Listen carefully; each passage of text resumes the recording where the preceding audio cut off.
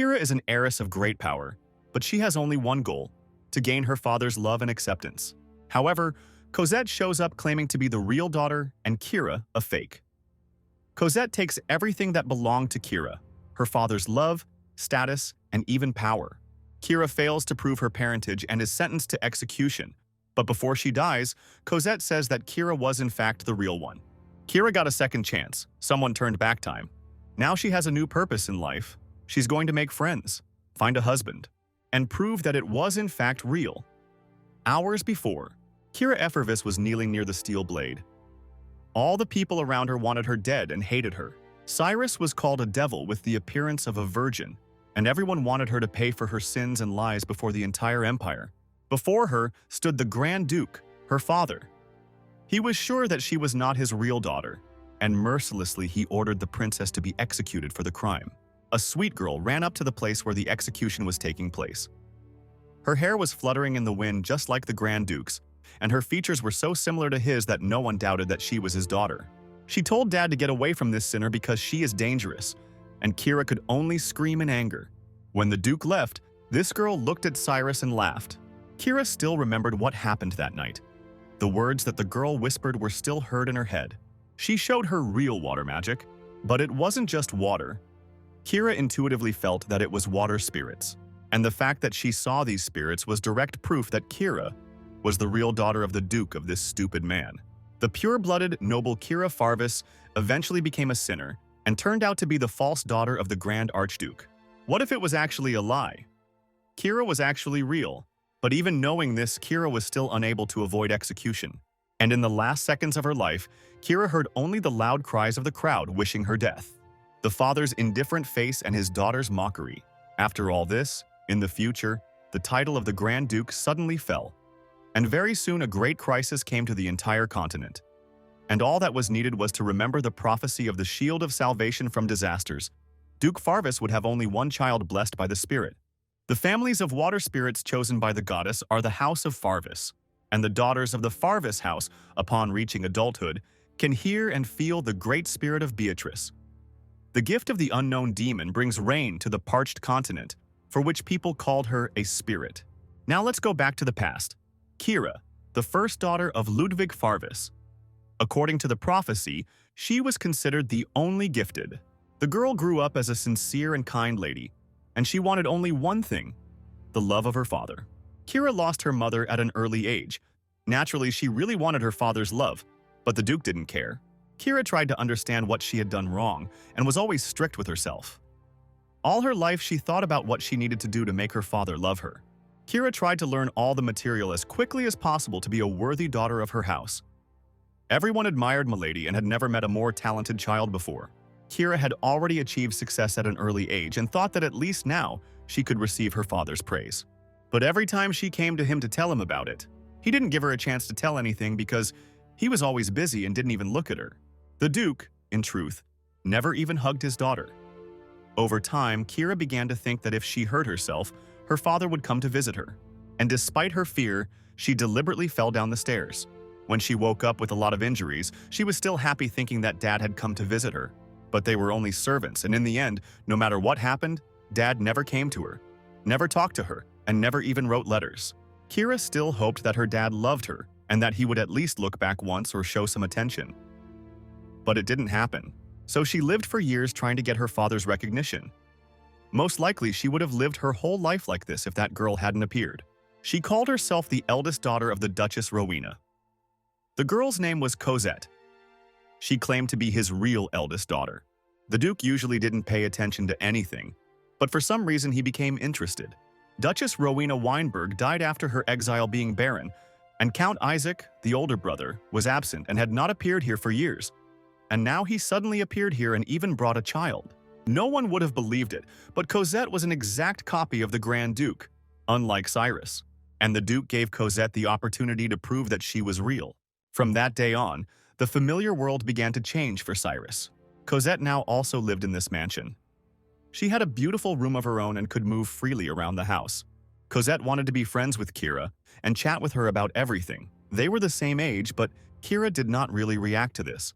Cosette was a troublemaker, but because she was so cheerful and kind to the maids, the servants quickly began to think of her as a good person.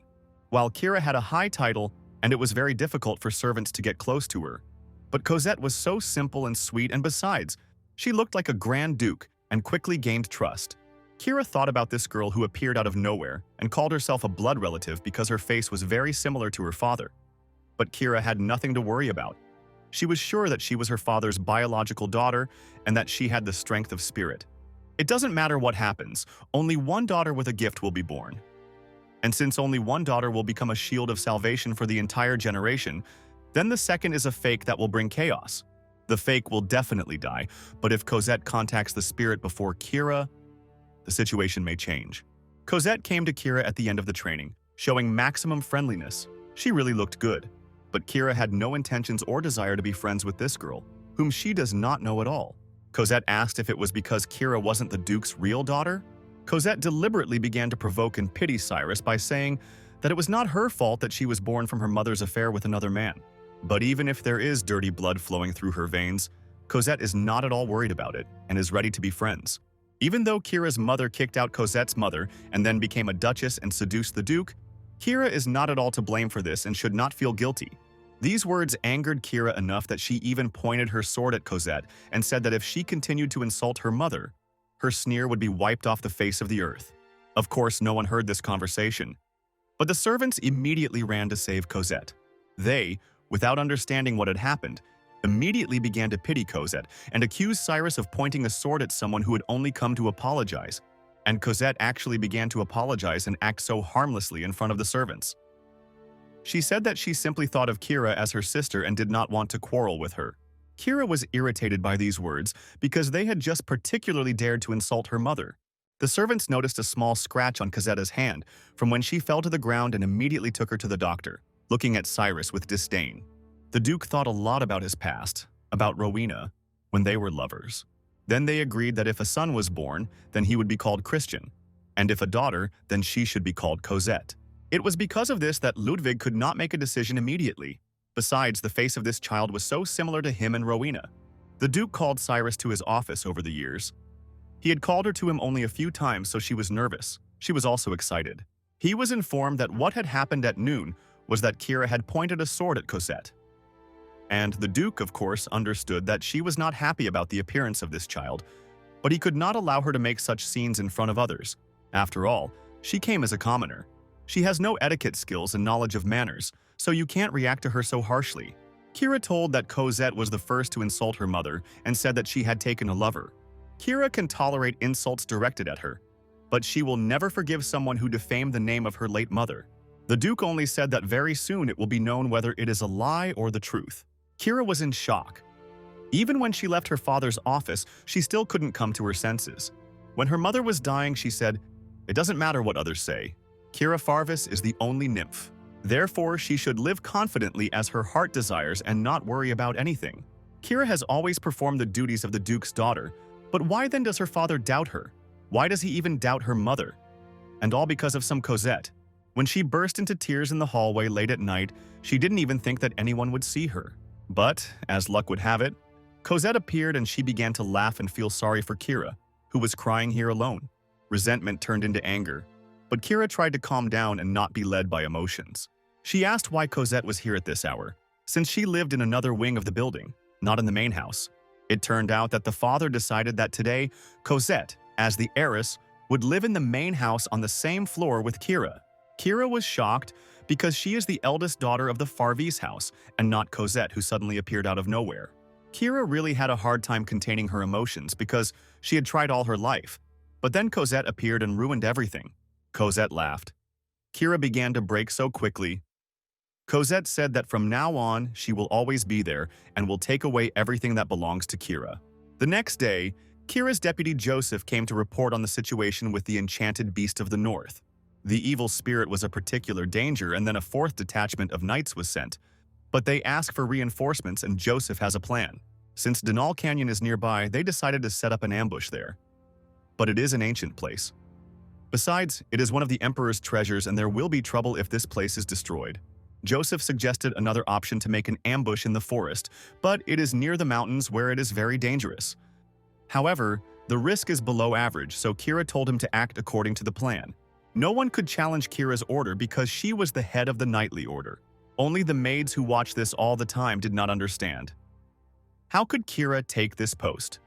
She did not even take the entrance exams, but already became the corner knights only because of family traditions.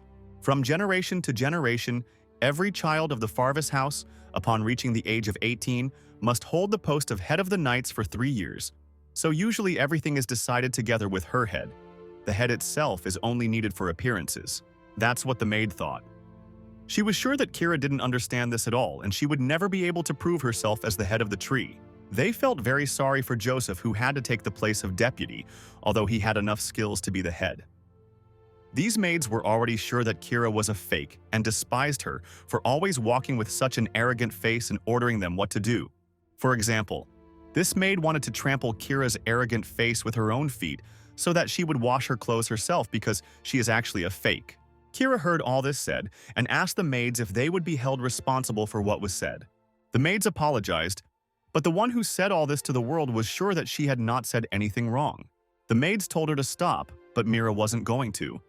And she confidently said that Kira wasn't the Duke's daughter anyway. Kira slapped this impudent maid who had completely forgotten how to behave in front of the lady of this house. Kira is still the heiress and lady of this house, so she has the right to punish for disrespect. She called the guards and ordered them to take this rude servant away immediately. They beat her right on the street, but it was a deserved punishment. Cosette came running. She was very scared and asked her to restore and not to use such cruel methods. Kira punished the maid, the one Cosette brought here for disrespect. It's strange that Cosette could bring a servant here, even though she is a commoner and doesn't know anything about the rules of aristocrats. It was the maid who began to ask Lady Cosette for salvation, but everyone understood that it was impossible to save a truly guilty maid from punishment. This is one of the laws of the aristocratic world. When the Duke returned home in the evening, Kira went out to greet her father as usual, but Cosette was the first to run up to him and began to beg him not to throw out her maid. She cried and clung to him, and for some reason the Duke didn't care. He asked Kira what it meant, and she told him something the maid had shown disrespect, so she was punished accordingly. Cosette said it was too cruel to give the maid blows with a stick and send her away. Even the Duke thought it was too cruel. Blows are capable of killing a person, so why did Kira do this? And Kira said that she heard an insult that I couldn't ignore and she's not even going to repeat it with her mouth. But the most important thing is that there were 2 more maids so they can come and redo everything that was said. But they dared to lie before the Duke. We said that that maid only said that Lady Kira is very cold-blooded and very difficult to serve her. Kira was outraged that they dared to gather now. And then, when she turned around and saw Cosette smile, everything fell into place. The Duke asked the opinion of only Cosette, who was crying in front of him. Kira claimed that everything was wrong, but no one seemed to even listen to her, and they considered Kira to be just a cruel woman who was very difficult to deal with. And the Duke said that Kira had become a problem for this house and thought that she was only doing this because she hated the maids Cosette. Kira told him that it was a misunderstanding and it was all a show, but her father hit her. He even yelled at her for causing him trouble. Kira wanted to say something else to her father, but he didn't even give her a chance and ordered her not to call him father anymore. He didn't want to hear it from her lips, and he ordered her to sit locked up outside the main house for a month after this period, so that she would not even catch his eye. When everyone left, Cosette came up to laugh at Kira. She said that she would really like to see herself beaten in the same way as the maid, but it's a pity that she only received such a small punishment. Kira got angry at Cosette and blamed her for all this, but that was all Cosette wanted. If Kira had grabbed her hair and tried to hit her now, she would have definitely been sitting in a stuffed corner for the rest of her days.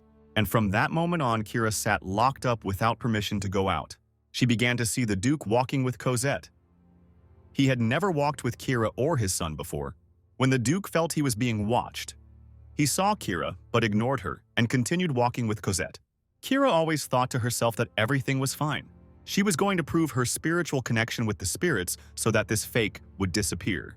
She hoped that at least then her father might pay attention to her. Well, or at least return everything to the way it was before. So she prayed that Beatrice's fortitude would manifest itself before Cosette's. So she prayed every day. From that moment, a lot of time passed, and finally, she saw the long-awaited power. The power of spirits, which, as it turned out, did not belong to her. Cosette was the first who was able to do this and control the power of spirits. Kira was shocked. Everyone believed Cosette because she received Beatrice's blessing on her birthday. There was no one left who would be on Kira's side. After all her previous servants and maids of honor had been replaced. Kira couldn't even imagine how Cosette could do this, because she's not a real daughter. And then, when everyone remembered about Kira, they immediately named her. Laid down the bitch, who pretended to be a lady for so long, she decided, so they were going to punish her for her sins. She plans to destroy these lands with the help of a demon. At that moment, Kira lost everything she had achieved in her life. All of it passed into the hands of a new real daughter. And so she was sentenced to death as a sinner who would bring chaos and destruction. That was her end. At least everything went on as usual. However, someone decided to intervene and change everything. Incredibly powerful magic caused Kira's soul to go back in time. When she opened her eyes again, she reflexively brought her hand to her neck. She seemed to feel pain and her heart was beating very fast. She could move at her own will and was in a familiar room as if nothing had happened. Kira thought it might have been a dream, but she clearly remembers feeling a sharp sensation on her neck and her body shaking. Such a vivid memory could not be a dream. She was definitely dead, and now she thought it was the afterlife. And her maid Rose was nearby, so Kira thought that she was also executed. But the maid didn't understand what Lydia was talking about, and said that she must have had a nightmare and was tired because of the preparations for her younger brother Zeke's birthday party. Kira was very scared. She thought that Zeke had died too. She could still understand the reason why they killed her, but Zeke had done nothing wrong, so she immediately ran to him to check. Before the execution, her younger brother came to her in prison. He was also offended that his father did not believe Kira, and she ended up here. Kira no longer wanted to decide anything. She knew that she would soon die, and nothing could be fixed. But the brother couldn't come to terms with it. He suggested that they run away together because he didn't want her to die. Kira didn't want to expose her brother to such a risk because, if they were caught, he would become a criminal too. She told him to go home so that he wouldn't be in that horrible place. But Zeke would rather stay here with his sister than go home to those nasty snakes. He said he'd come back here again, so Kira ran all over the house looking for Zeke. Everyone looked at her in surprise. Kira didn't understand why she was seeing these people. Did they all really die? Although most of them had done absolutely nothing wrong. Kira thought that her father had gone too far and killed everyone. And finally Zeke heard his older sister calling him and went out to her. He didn't understand what happened. Why is she doing this to me? He realized that she had just woken up and told her to go back to his room. If father sees her like this, he won't like it. Kira still thought that this was a huge world, so she didn't expect that her father was here. The brother realized that she was not fully awake yet and told the maids to take her back to her room. But first they went to get her shoes. While she was waiting, everyone surrounded her. I'm disturbing, but they asked what happened. Their faces were so familiar, but they were all younger than they were. Kira asked her brother what date it was. Today is August, and Kira was shocked. She realized that she might have returned to the past. But who did this, and why didn't she have answers to these questions? It was she who told her brother that she had a nightmare that she died because she had fallen into the big world. And then she was afraid that her brother had also died because he was here. Kira would never have been scared of a simple nightmare before, so it was just a dream. Everyone started to calm her down, and Kira really did feel better. She invited her brother to have breakfast together, and he was very happy. But then he remembered that she would leave earlier than usual from breakfast because she always greeted her father at this time. Kira really always got up early and dressed up nicely to greet her father. She was so stupid because he didn't even pay attention to her. Why did she cling to him? There's obviously no point in it now. Now that she's back, she has another chance. It's time to change everything. Now she wants to be with those people who also care about her from today onwards. She decided to stop greeting the Duke. By the way, Ludwig suddenly started having nightmares today. His sleep got much worse. Especially on this day, he saw a dream about how he himself executed Kira. Given that the head of the knights and some servants tried to dissuade the Duke from this, it is obvious that Kira could not have deliberately deceived him. How could she have known that she was not really his daughter? He didn't care. He mercilessly killed Kira, but he had so much work that he didn't really think about it. One of the servants noticed that today, surprisingly, the lady didn't come to greet the Duke, so he even wondered if she was sick. But he found out that it was not so, and she was fine. Although about an hour ago she was running around the mansion in a nightdress. This even surprised the Duke a little. This was unusual for Kira. Now he remembered again his nightmare that he had dreamed, and fatigue rolled over him. It was a terrible nightmare, but now he no longer remembers what exactly was there. However, the sadness that broke his heart still leaves an unpleasant bitterness in his soul. For some reason, he decided to send a doctor to Kira, although before he wouldn't have cared. Kira, meanwhile, was in the library and thinking about her own. Today is August, still a month before Cosette arrives. She appeared before high society at Zeke Pleasant's birthday party and wanted word of her to spread throughout the capital as quickly as possible, and her power appeared years later. But Cosette said before her execution that Kira was actually real. Kira now didn't understand anything at all. She was sure that she was Farvis's daughter, but Cosette wasn't. But then why did she develop powers? The oracle said that only one child would be born with the gift. Could he have been wrong? Could it have happened that Beatrice changed her mind? However, thinking won't help. Here, Kira doesn't even know the reason why she came back. Instead, she decided to write down the events and prepare for the future. She was going to run away when the time came. First, she remembered everything she saw before her death and wrote it down.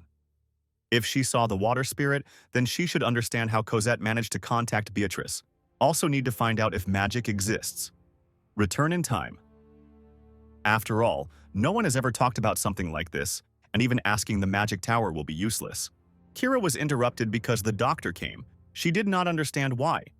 And then the maid told her that because Kira did not greet the Duke that morning, he sent her a doctor.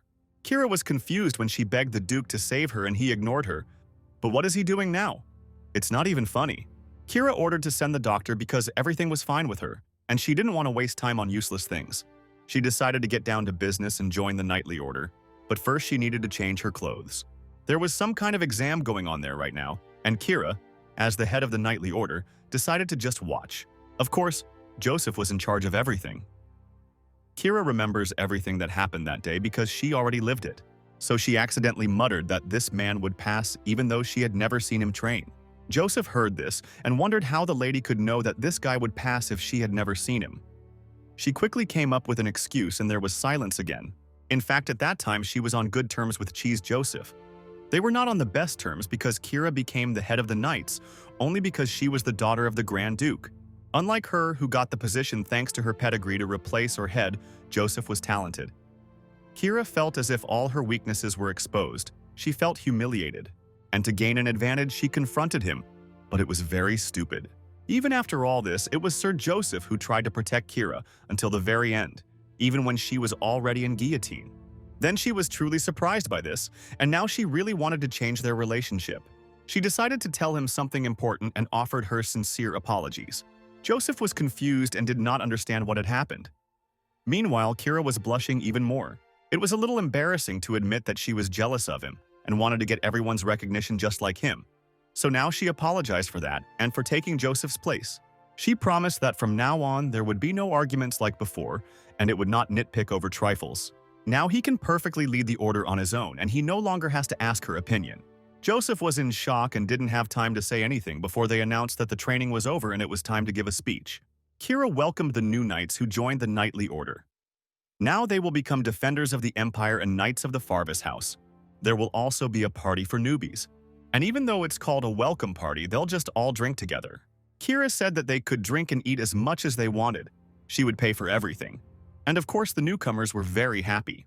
But the knights who have been working here for a long time are very tense, because it meant that Lady Kira would come to the party if she came. Then everyone would be awkward and the whole evening they would walk as if on thin ice. Joseph heard these conversations and as soon as he looked at these knights they fell silent. But Kira also heard everything and decided to calm them down and said that she wouldn't come today. Everyone was even happier. Finally, the captain began to understand their feelings. Kira herself knows that by coming she will ruin the atmosphere of the holiday for everyone, as it happened last time. So she apologized for this and everyone was shocked. But Kira really didn't have any bad intentions. She only thought that she could get closer to them if she was present, but she couldn't even imagine that her presence would prevent them from fully enjoying the party. So she promised that it wouldn't happen again and they would have a great time. Everyone was shocked, especially Joseph. It was the second time that day that he heard such frank words from Lady Kira, who was always so cold-blooded. She thought that everyone would be happy, but for some reason after her words the atmosphere became very gloomy. Kira didn't understand what she did wrong, but she still had some things to do, so she left first. Then the knights were seized with panic. They did not know what to do. It seemed their complaints reached the ears of the lady. They just wanted her not to come and ruin the party, but it seemed like an insult and now they regretted saying it. She only hoped to make friends with them if she came.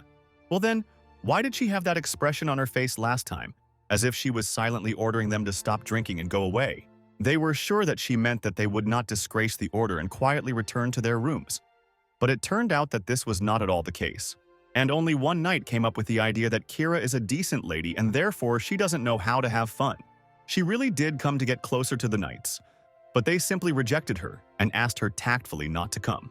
Now they understood why she even seemed a little sad and felt very guilty. Joseph decided to go and apologize as a representative of the knights. All the knights asked him to convey that some would be happy if the lady came today because they could teach her how to have fun. When Joseph went to Kira, he spent a long time thinking about what happened today and how she apologized to him. All this time he was sure that she hated him. Until yesterday, she was like a rose with thorns. But now she suddenly opened up today. She was so free. Kira, meanwhile, went to such a person she came to thank him for sending a doctor, even if it was not necessary after all. For the first time, he showed concern. The Duke said coldly that it was a waste of time to come here just to say that, but Kira would never disturb him just because of this. She wanted to tell him that she would no longer greet him in the mornings. Starting from today, these words were so cold that even the Duke was surprised. Kira also apologized for causing him inconvenience and interrupting him while he was very busy. She was sure that the Duke did not care whether she greeted him or not, and she also wanted to ask him for permission to leave the post of head of the knights for a while. She said that the body needed rest and 2 months would be enough, but the Duke allowed only 1, because a month was too long. Then she asked him for at least a month and a half of rest, and the Duke was surprised again. Usually she always agreed and was submissive, but now she seemed to have her own opinion.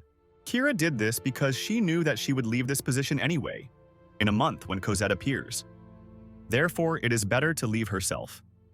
Time is precious, and there are too many things that Kira needs to know. She said again that she was not very tired. Duke thinks that he is imagining it all, but no. He allowed her to take a month as she had originally asked, after which Kira left. I sat like that for some time. Looking at one point, he felt some kind of emptiness after her words. Kira returned to her room and she thought about what happened next. After her death, her father continued to live happily with his real daughter until the very end, and was the empire able to safely survive the long catastrophe before? Everyone became happy after Kira died? That's something she will never know. It was already evening and Joseph finally came to her. Then they decided to have a big tea party. Kira decided to clarify the situation so that he wouldn't worry. Then she apologized because she really regrets it. Joseph hesitantly said he wanted to talk, and today's welcome party. Kira blushed a little and told them to have fun as much as they wanted because she really didn't want to cause any inconvenience if she came. And she also told Joseph that she was going to leave her position as head for a while. He was shocked and thought that she had despaired too much because of the words of those knights. Kira said that she was simply giving up her place to the one to whom it should belong. This position should not have been hers in the first place. Joseph said that it is not like that at all, and in general, the knights want to be friends with her simply. When she came last time, it seemed to them as if she was watching closely and did not feel pressure. Kira did not know this. She never had such an intention. Joseph explained that a welcome party is a place where everyone socializes, has fun, and drinks. But if the kids sit there with a stern face, then naturally people will misunderstand it. Kira already knew perfectly well she had heard that the knights did not want her to come, and she understood that the Grey One welcomed the very one they had no reason to follow, the man with only one name. Joseph is shocked. He didn't even think that lady was thinking about such things. Did someone really tell her that? Joseph was furious. The Duke's eldest daughter becomes the head. It's an old tradition because in the future he will become a duchess. So who dared to say such rude words to her? Joseph was ready to find this man and punish him. Kira tried to calm him down and said that she had thought about it herself, which made it awkward, and Joseph was puzzled. Asked why she had such thoughts at all, because some kings never thought that way about Milady, for she is a blessing that is born only once in 100 years. She will become a duchess in the future, so that all the knights are proud that they are in charge of the future of the entire continent. No one will doubt her after she gets hurt in training. She has very outstanding abilities. All conversations die down when it comes for the sole reason that the knights cannot chat quietly in the presence of the next duchess who, moreover, will become the future hope of the entire continent. It's the same as the Archduke. If he just sits silently, no one will be able to fool around with him, even his knight. Kira actually thought that loud laughter was something extremely unacceptable for a noble lady. but she still wanted to get closer to the knights. Joseph. It turned out that everyone was waiting only for her, because this is a welcome party. It is better for her to come now before everyone gets too crowded. Kira decided to go with him. She realized something. She thought that if she was not like her father, she would be useless, but it is not so. And everyone was really happy when Kira came to the party. No one was afraid of her, and everyone continued to have fun. Kira noticed that they had started preparing something because now everyone was gathered. They put mugs of alcohol and small glasses on top. Now the recruits must show what they are capable of and introduce themselves. They show all their strength, but at the same time so carefully that they knock the glasses right into the glass. Kira didn't see this last time, so she was even surprised. Everyone started having fun, so she tried to fit in. But in reality, she didn't understand anything. They poured her a huge mug of alcohol because she had to drink too. But even this she did somehow incorrectly. So one of the knights showed her that she had to drink it all in one gulp. And then, when the mug is completely empty, you need to turn it over. Kira was very inspired and thought that this was a ritual of oath and trust of friendship. But when it was her turn to drink, Kira somehow doubted she couldn't see the bottom of this huge deep mug, and she had to drink it all in one go. But because everyone was looking at her with anticipation, she did it all. No one could even imagine that it could really do that. So they immediately started praising it. Then everyone started asking the commander to drink even more. And she chose the moment to say that in fact she was no longer a commander, and she decided to take a break. The kings were really upset, but she thanked them for following her all this time. However, now she would like to hand over her powers to Sir Joseph. It was really very sad. After all, they had just gotten along with her, but she had not decided to leave them. The knights could only hope that it would return soon. They've never seen her rest before, so it's good that she'll be resting for these 2 months, but they really want them to come back. Today, they decided to drink until dawn to Lady Kira. Kira herself didn't notice how she fell asleep, but very soon she woke up. She didn't remember at all what happened. Her memories seemed to be cut off, but she was still with the knights.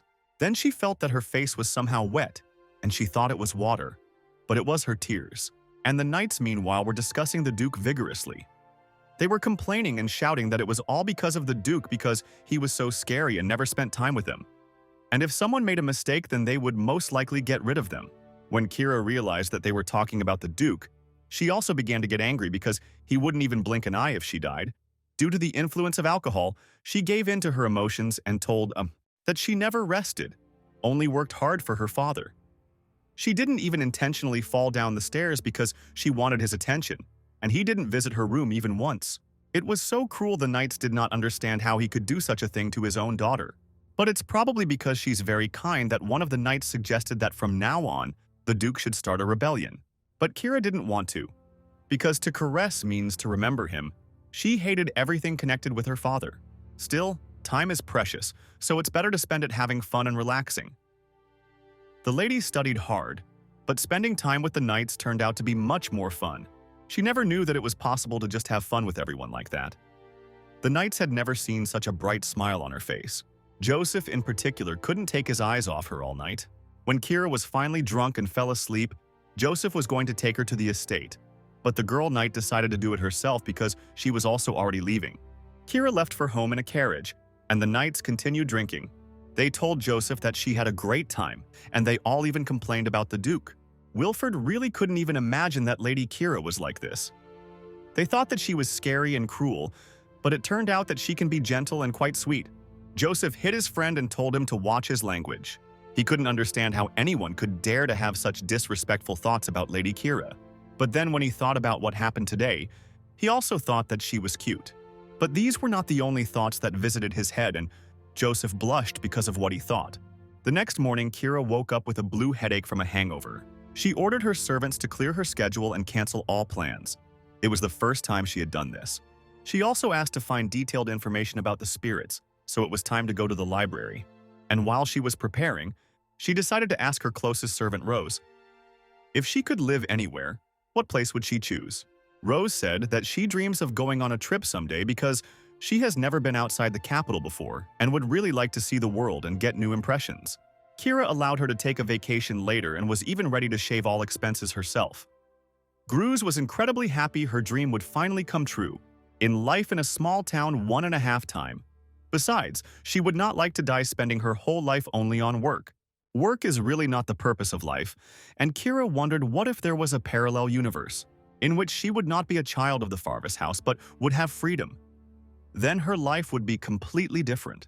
Kira was first interested in how noble ladies from other families live. However, the maid did not know this. Therefore, she suggested that the lady read novels in which the main characters are noble ladies. Rose promised that he would take something interesting, and Kira was looking forward to reading these novels. In fact, she was interested in what kind of world there was outside this house and how one could live. Then she went to the library and collected books about spirits. However, all the information written in them was already known to her. Kira asked the butler Robert if he had ever seen spirits with his own eyes, but no, only the descendants of the House of Farvis can see them. Kira ordered him to investigate. There are reasons why an ordinary person would be able to see the spirit. She said that she was interested in it purely theoretically, so it didn't raise any suspicions. She had been studying all her life. Then she thought that she would like to attend social events and make friends. This will be her new life. Now that she thought about it, she realized that I had never had friends before. At all the parties she attended, she always stayed with her family. Probably already spread that she was bored. Sir. This night suddenly came to Kira. He was looking for her everywhere to give her something. He brought her a special drink that would help her recover from a hangover. In fact, Joseph asked to convey this. Kira thanked the knight was about to leave, but she stopped him and started asking him about how well he gets along with other people. He is very sociable. He has many friends and acquaintances. Kira was expecting this, so she could ask him about how many social functions he attended. She said that she would like to get along with someone other than her family, but she doesn't even know where to start and what to talk about with people to get along with them. Arthur realized that Milady had been very lonely all this time, so he helped her with advice. Although he had little to say to her like that, but he advised her to smile more often to make it easier to get along with other girls. People like to be treated in a friendly manner, but some people who act too nice may actually be faking and being hypocritical. But the lady better smile more often, because she looks very scary when she speaks without emotion. She looks like the Duke, but even the first impression is not so important. This conversation is more important, and you need to find common interest with your interlocutors. But all that Kira is interested in is destroying magical beasts and protecting the Empire. She is not at all like other ladies. She should not force herself to pursue other interests and should enjoy talking about what she likes. Kira definitely needs to change herself and her behavior. Otherwise, if everything continues as it was, it will not be different from her past life. In the evening, Rose brought her several novels, but she advised her not to read them before bed because the story was so interesting that she would sit with the book all night long. Kira thought that a story about everyday life couldn't be so funny and exciting, so she started reading without even noticing how Rose left the room. The story of a girl who was the daughter of a low-class nobleman, and as soon as she had the opportunity in the summer, she decided to take a vacation in the capital, and for this chance she had to thank her aunt, who married a very nice man. And so the girl met her 18th summer heading in a carriage to the capital. A miracle brought her together with the count. He was so handsome, and after arriving in the capital, they spent every day together. They stopped closer and closer, and one fine day, the count's hand ended up under her dress. They did it in a garden that anyone could visit, but the girl didn't mind at all. Kira threw this book to the very back of the room, from embarrassment. And everything turned red, and Kira didn't understand what just happened. What kind of books Rose brought her doesn't matter how interested she is. She didn't intend to read something like this, but it took its toll. She decided to read another page. This story had a very good ending. That girl and the count sincerely loved each other. Kira didn't close her eyes all night, and only in the morning, when the book ended, did she realize that she had spent the whole night reading it. Rose came into the room to wake up Milady as usual, but realized that she had not fallen asleep that night. Although Russ warned her not to read a book before going to bed, Kira admitted that the book turned out to be very interesting, where she really liked the scenes where they enjoyed the ball all night, and the life of the main character at the academy was also fun. Kira didn't even know that it was possible to spend time like this, and all her life she studied only at home by herself. Even though this literature is intended for ordinary people, Kira asked Rose to bring something else. Rose tried to hold on and not laugh at the fact that Lady got so carried away, and in the morning she decided not to even sleep, but to immediately head to the library. Rose went to the other maids and asked where the continuation of the story about Lady Stella's summer adventures was. One of the maids had the continuation, but they were shocked when they found out that Lady Kira wanted to read it. For the first time, they learned that the ladies read romantic stories, not holy or academic books. Besides, this book was too shameful. Wasn't the lady going to burn it? Rose said that the lady was just interested in finding out how ordinary girls live, and the maids were understanding about it. Kira came to the library to look for information about spirits. But even looking at the book, she thought of only one thing. About what she read today. All this romance made Kira fantasize. She was too carried away. But she finally came to her senses.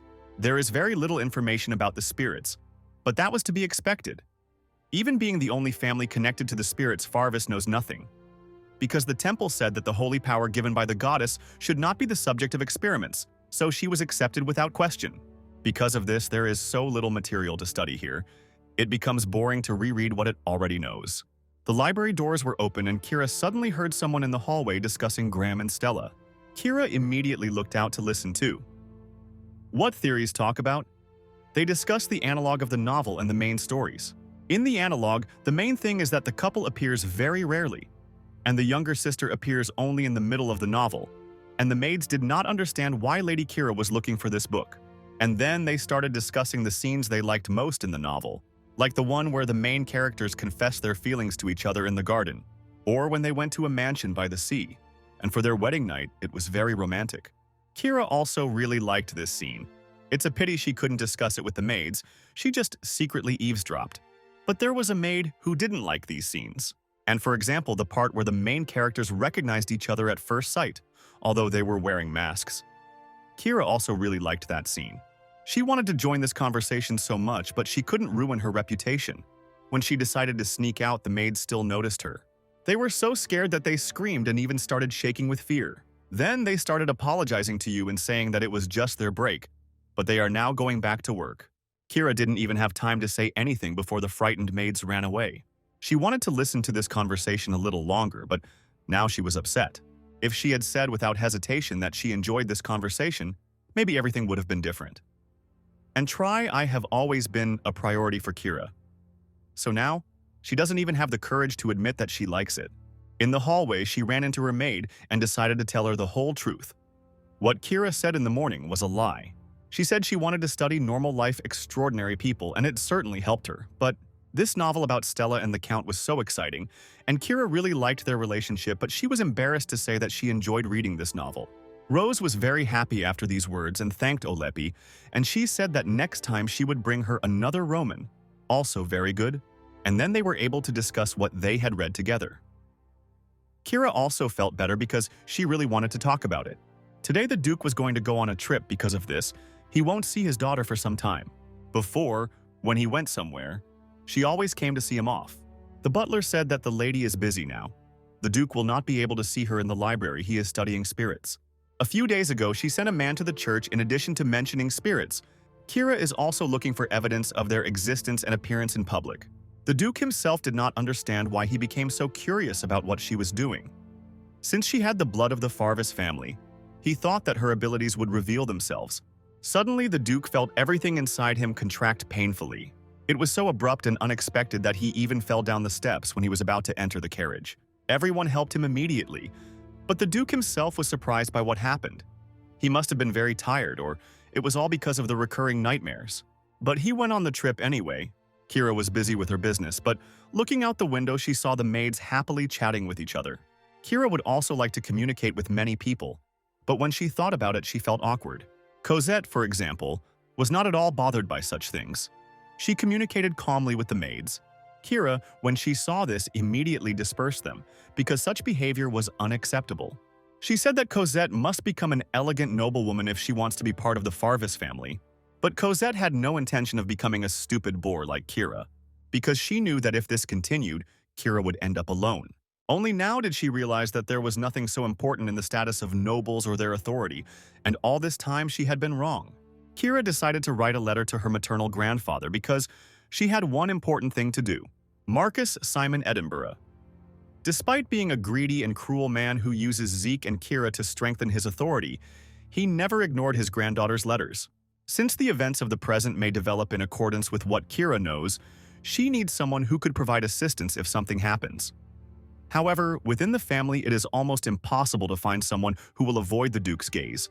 So Kira decided to look outside the family. She decided to start with a contract with her family and her biological mother and agreed to meet him at a banquet. Now she just had to know which banquet's grandfather would attend, and she said to bring all the invitations that had been sent recently. Rose was very happy, and Lady went to the banquet alone for the first time. Never know. Never Kira will have a fatal encounter just like Miss Stella, and so she decided to consider all the invitations. But it turned out that the butler got rid of them because Kirov had always declined all invitations before, and the butler thought that this time it would be even. And now he had to apologize. The Duke was passing by at that moment. He had just returned home, and of course decided to find out what was going on. Kira said that Robert got rid of the invitations that were sent to her, and the Duke was surprised by such a reaction because it meant that she was going to accept them. Kira didn't even hide it. Since its foundation, the Farvis family has always maintained neutrality because they were a family blessed by the gods, and Kira must learn that she cannot allow herself to get involved in useless political conflicts. But what is she thinking about now? Kira said that she was going to accept the invitation because she was tired of sitting in this house and not going anywhere. Everyone was surprised she had never said anything like that before. She is already depressed by being here. Then, of course, she apologized for these words, but she really held it in for too long. The Duke wanted to know in advance what he was planning to do, because if she started communicating with other noble families, there would be problems and many rumors would surface. That's right. He's the kind of person who cares only about his family's reputation and his obligations. Kira is of the right age for marriage, so she decided that she would look for a suitable husband. Everyone who heard it was shocked. She never talked about marriage and never even thought about it. Kira said that she won't get married right away. She's just using this as an excuse. The maids were even more shocked. The lady just said something about marriage and then she got embarrassed. Does she really like someone? The Duke asked why she wanted to go beyond the limits using such an excuse. This must be interesting to Kira. Why was the Duke so interested in this before he didn't care what she did, as long as it didn't cause problems for the family? Well, he decided to end the conversation about it and continue when her excuse doesn't work. But when he left, the palace ordered someone to report on all the enterprises that she was dedicating and on all the people she was meeting with and on all her actions. It was too late to stop being a caring father. It was more like control. The next day, Kira received a new batch of invitations, and her letter should have already reached her grandfather. Then she decided to choose to go to the banquet at the Franks' house, where she would surely be able to meet her grandfather. Looking out the window, she saw the knights and decided to go out to them. Joseph and Arthur were very happy to see Lady because they had not seen each other for a long time due to her vacation. Kira told how well she was spending her time, and even that she had new interests, as Arthur said. But she decided to keep secret what exactly they were interested in, because she didn't want to admit that she enjoyed this interest, since it turned out to be something Olga. Arthur understood Lady completely. After all, he also has similar hobbies, playing in a casino. Kira was shocked because it didn't even compare to her novels. Arthur was very nervous at first, but it's really fun and the other knights know about it. Because Arthur can't hide anything anyway. Casinos are not illegal. He even suggested that Lady go there together on the weekend, but at first she doubted it because she doesn't go to such places. But then she decided not to refuse so as not to offend Arthur, because he invited her because he wanted to share common interests. So she agreed to go, and because of this, she surprised the knights very much. Joseph said that a lady need not force herself if she does not want to. But Kira really wanted to go to get closer to the knights. They were so touched by this. Joseph took full responsibility for the lady's safety during those days. Arthur didn't invite his friend because he knew that Joseph hated such places, and he himself said that he would never go there. It was embarrassing to admit it now, but Joseph would actually go there for the lady. The knights left to do their business, and Kira was just beginning to realize where she had agreed to go. In this life, everything really goes completely differently. First, she drank alcoholic drinks, then started reading vulgar books, and now she agreed to gambling. She decided that when she went to the casino, she would just look around instead of playing for large sums of money, and everything would be fine. Suddenly, the report appeared behind her, although he had just left. Now he came over to give her the herbal elixir in private and apologize for the knights for making them get drunk that day. Kira thanked him. In fact, she herself was embarrassed. She had overdone it with alcohol so much that she couldn't remember what happened next. But she was told that the adults took care of everything. He said that people really enjoyed the party and other recipes that were happy to spend time with her. That's why that evening was wonderful. Kira thought so too. And all because he, Jones, took care of her then, and it will be good if we take care of her. The next day, Preparations were underway for Zeke's birthday banquet. The Duke had called Viscountess Shore because Kira was still inexperienced in organizing banquets. She would help him learn, which means that there is very little time left before Cosette appears. Kira is going to learn more about time travel magic, but yesterday her father will definitely increase his surveillance of her actions. It would be difficult to send a person to the magic tower unnoticed, so she thought deeply about what to do. So much so that she even forgot about the Viscountess. But the Viscountess was very understanding and wrote it all off to the fact that Diva is not yet so experienced and rarely appears in high society. Her son tries his best to avoid social events, and this actually worries her. She doesn't understand what's so great about magic that he sits in the head of the magic tower all day long. So even his mother finds it hard to meet him because he's good at magic and everyone says, "Isn't it wonderful?" But his mother is really worried. Kira was shocked now. He had a personal opportunity because she too is very interested in magic. She said that hearing this, she wanted to meet him. The Viscountess was glad to see her and told her to arrange a meeting later. "This is good, Vityuk. Here you go." There was no sex with the magic tower before. She heard that it is very difficult to study spatial time magic. Avianessa said that her son is a talented magician, so Kira was looking forward to meeting. Some maid came up to the lady. She was shaking all over with fear. Rose said that she should personally deliver this book to the lady. But this service was very much afraid. Kira immediately recognized this maid's name was Emily. She also knew that she had friends, those two maids who were hiding but were actually watching closely. Kira even laughed at this and said that I needed to hide and called them to her. They approached hesitantly and were obviously very scared. But Kira didn't notice this. She decided to take the chance and try to chat with them. Said she was interested in hearing what the book was about before she started reading it. The maids, although they were afraid, told, "This is a story about a simple servant girl who meets a prince and rises to the position of empress." Kira was surprised. "Is this possible?" But the maids told her that it was possible because it was a novel. "I told you, the maids, that the lady must be glad because if she wanted, she could meet so many handsome men. They say that the greatest concern of any aristocrat is to find a good husband, and high society is the place to find partners." Kira had never thought about romance, but now that she thought about it, weren't the maids talking about another world? Kira would also like to be with someone like Count Graham. She blushed noticeably and said that the maids were absolutely right. Then they noticed good emotions on Lady's face and calmed down a little themselves. They decided to carefully start a conversation with her. It had already become known that she was thinking about going to the Greatness Pension Ball, and this greatly interested the others. Rose and the head maid will help with the preparations, but I'll tell you, the maids would also like to see the evening gowns and jewelry. Kira allowed them all to help Rose prepare her dress for the day, and the girls were very happy. Kira was also quite pleased.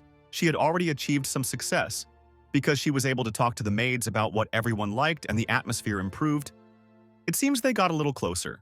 Kira hoped that the party would also be a success.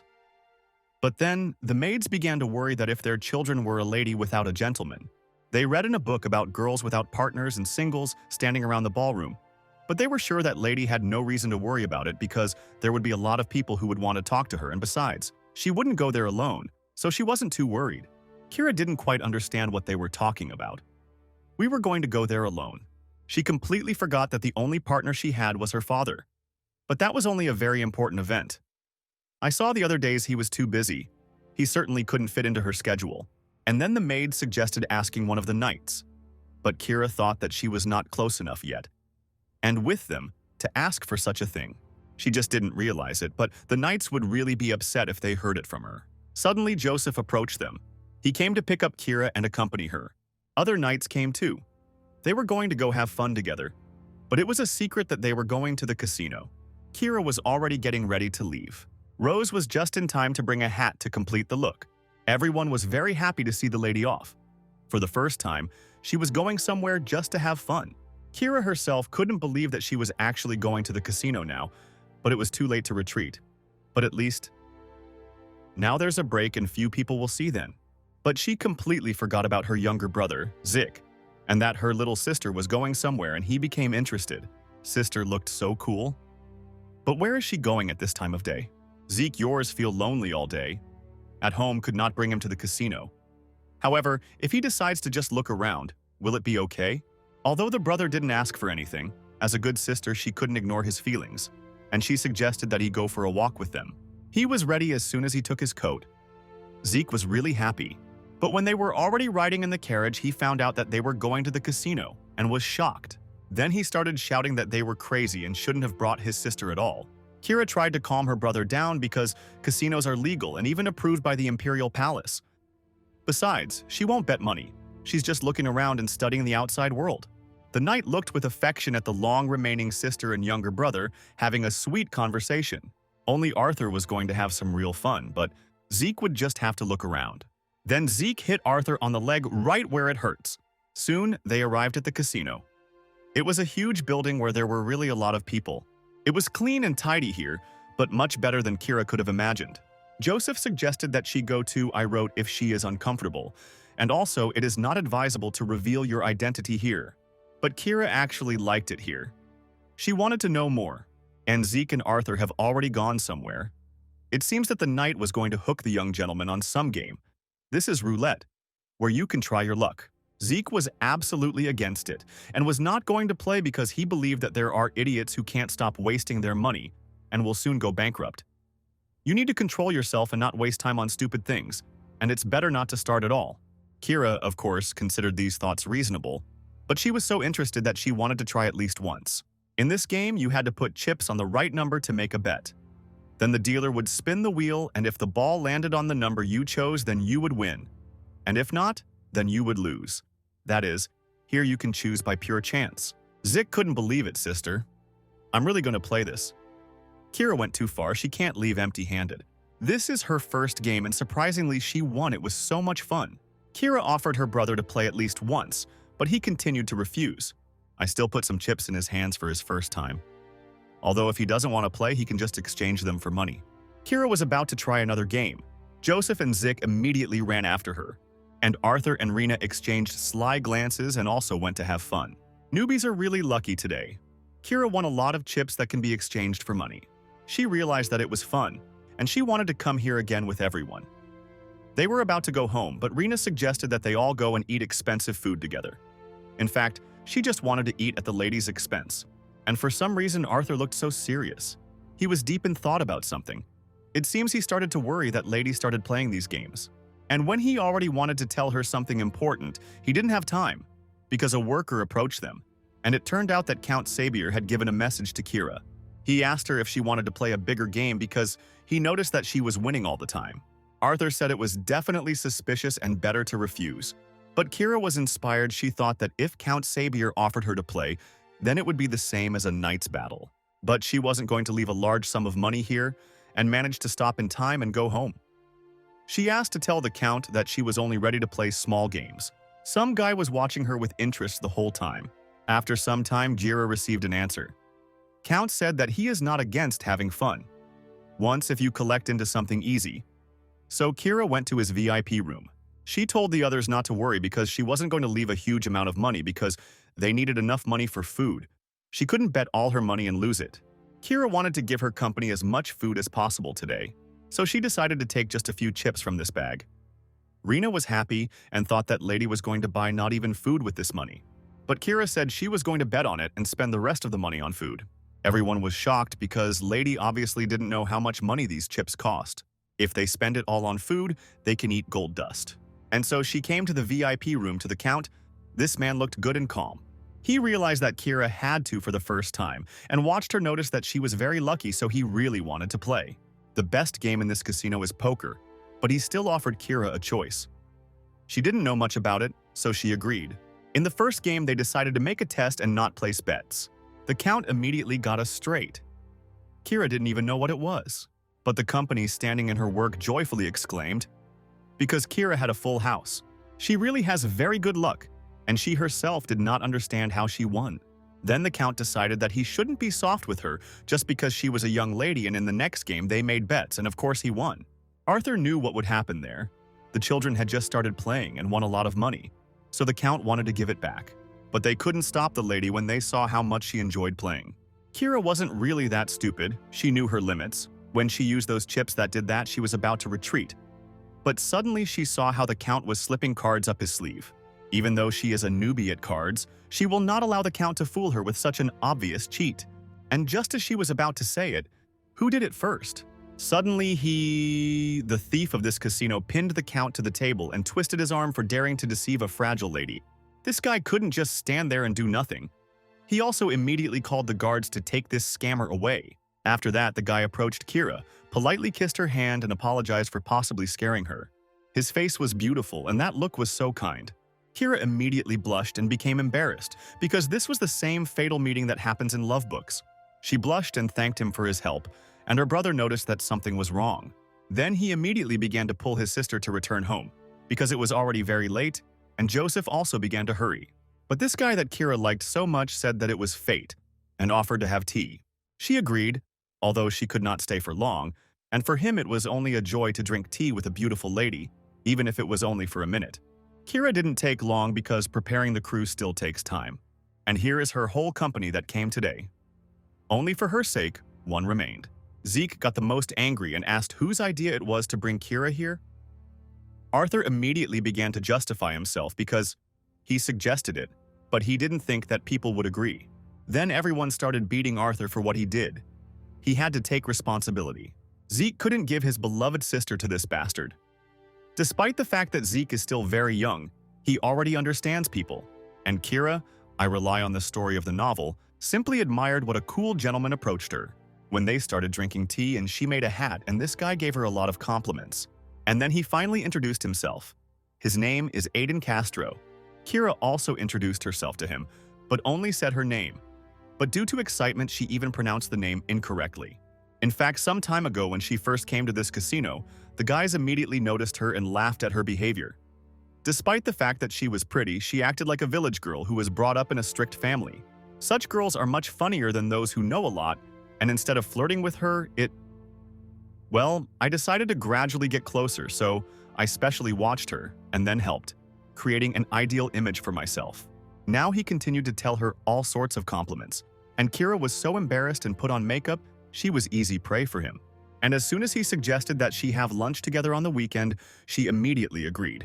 Arthur, Rena, and Zik were staring at these two, and then Rena remembered that this guy seemed familiar to her because he had a bad reputation. He is the third or fourth son of a certain Vic, because he tries to hit on every girl he sees, and he has a terrible reputation. Now he did the same with Kira. So her brother couldn't get it in the winter. When Kira finally finished, she looked very happy. Zik is worried and started coloring her. If that guy did anything bad or indecent, she calmed him down because that guy just wiped a speck of dust off her. Joseph asked. Lady, hopefully if she hadn't said, and you and I are in the present tense. Kira reassured everyone. She didn't say that my boyfriend, but only because she didn't want her new friend to treat her well just because of the family. Everyone was in shock, and she already called him her friend. Kira fell for him and was already looking forward to the weekend, which she could spend with this gentleman. And now it was useless to explain anything to Kira. Everyone just stood silently in shock. Kira thought that if she was able to meet him while looking for a partner for a party, then it must be fate. She really wanted to date a handsome man like him and have a relationship like in those novels that I dreamed of. In the evening, she said watermelon because she met a very nice person. Rose wanted to explain that it was not enough to take him so seriously. Rose was very concerned. Kira said that she hasn't told him yet, and from what family and even hid her name, she is trying to act like the daughter of a poor nobleman, and from the countryside. But Kira grew up in a very rich family. It will be very difficult for her to pretend to be poor, but she doesn't know that yet. Kira began to question her maid about what they would have to do after eating, and whether it was worth renting a theater for one day. Rose explained that a poor nobleman wouldn't have enough money to rent the entire theater. Ordinary people don't do that. Couples who don't have enough money usually ride on carriages or airships to see the capital. Just ice flow also use this as a means of transport. It may be too inconvenient for Lady Kira, but Kira wasn't worried about this task in the air. It was so romantic. The only pity is that there will be a lot of people there besides them. She wanted to be there with him alone and decided to rent an airship for one day. Rose watched her lady and was really worried. In the following days, she was in such a good mood, she thought she had met her love. So her days passed as if she had stepped out of a picture love stories.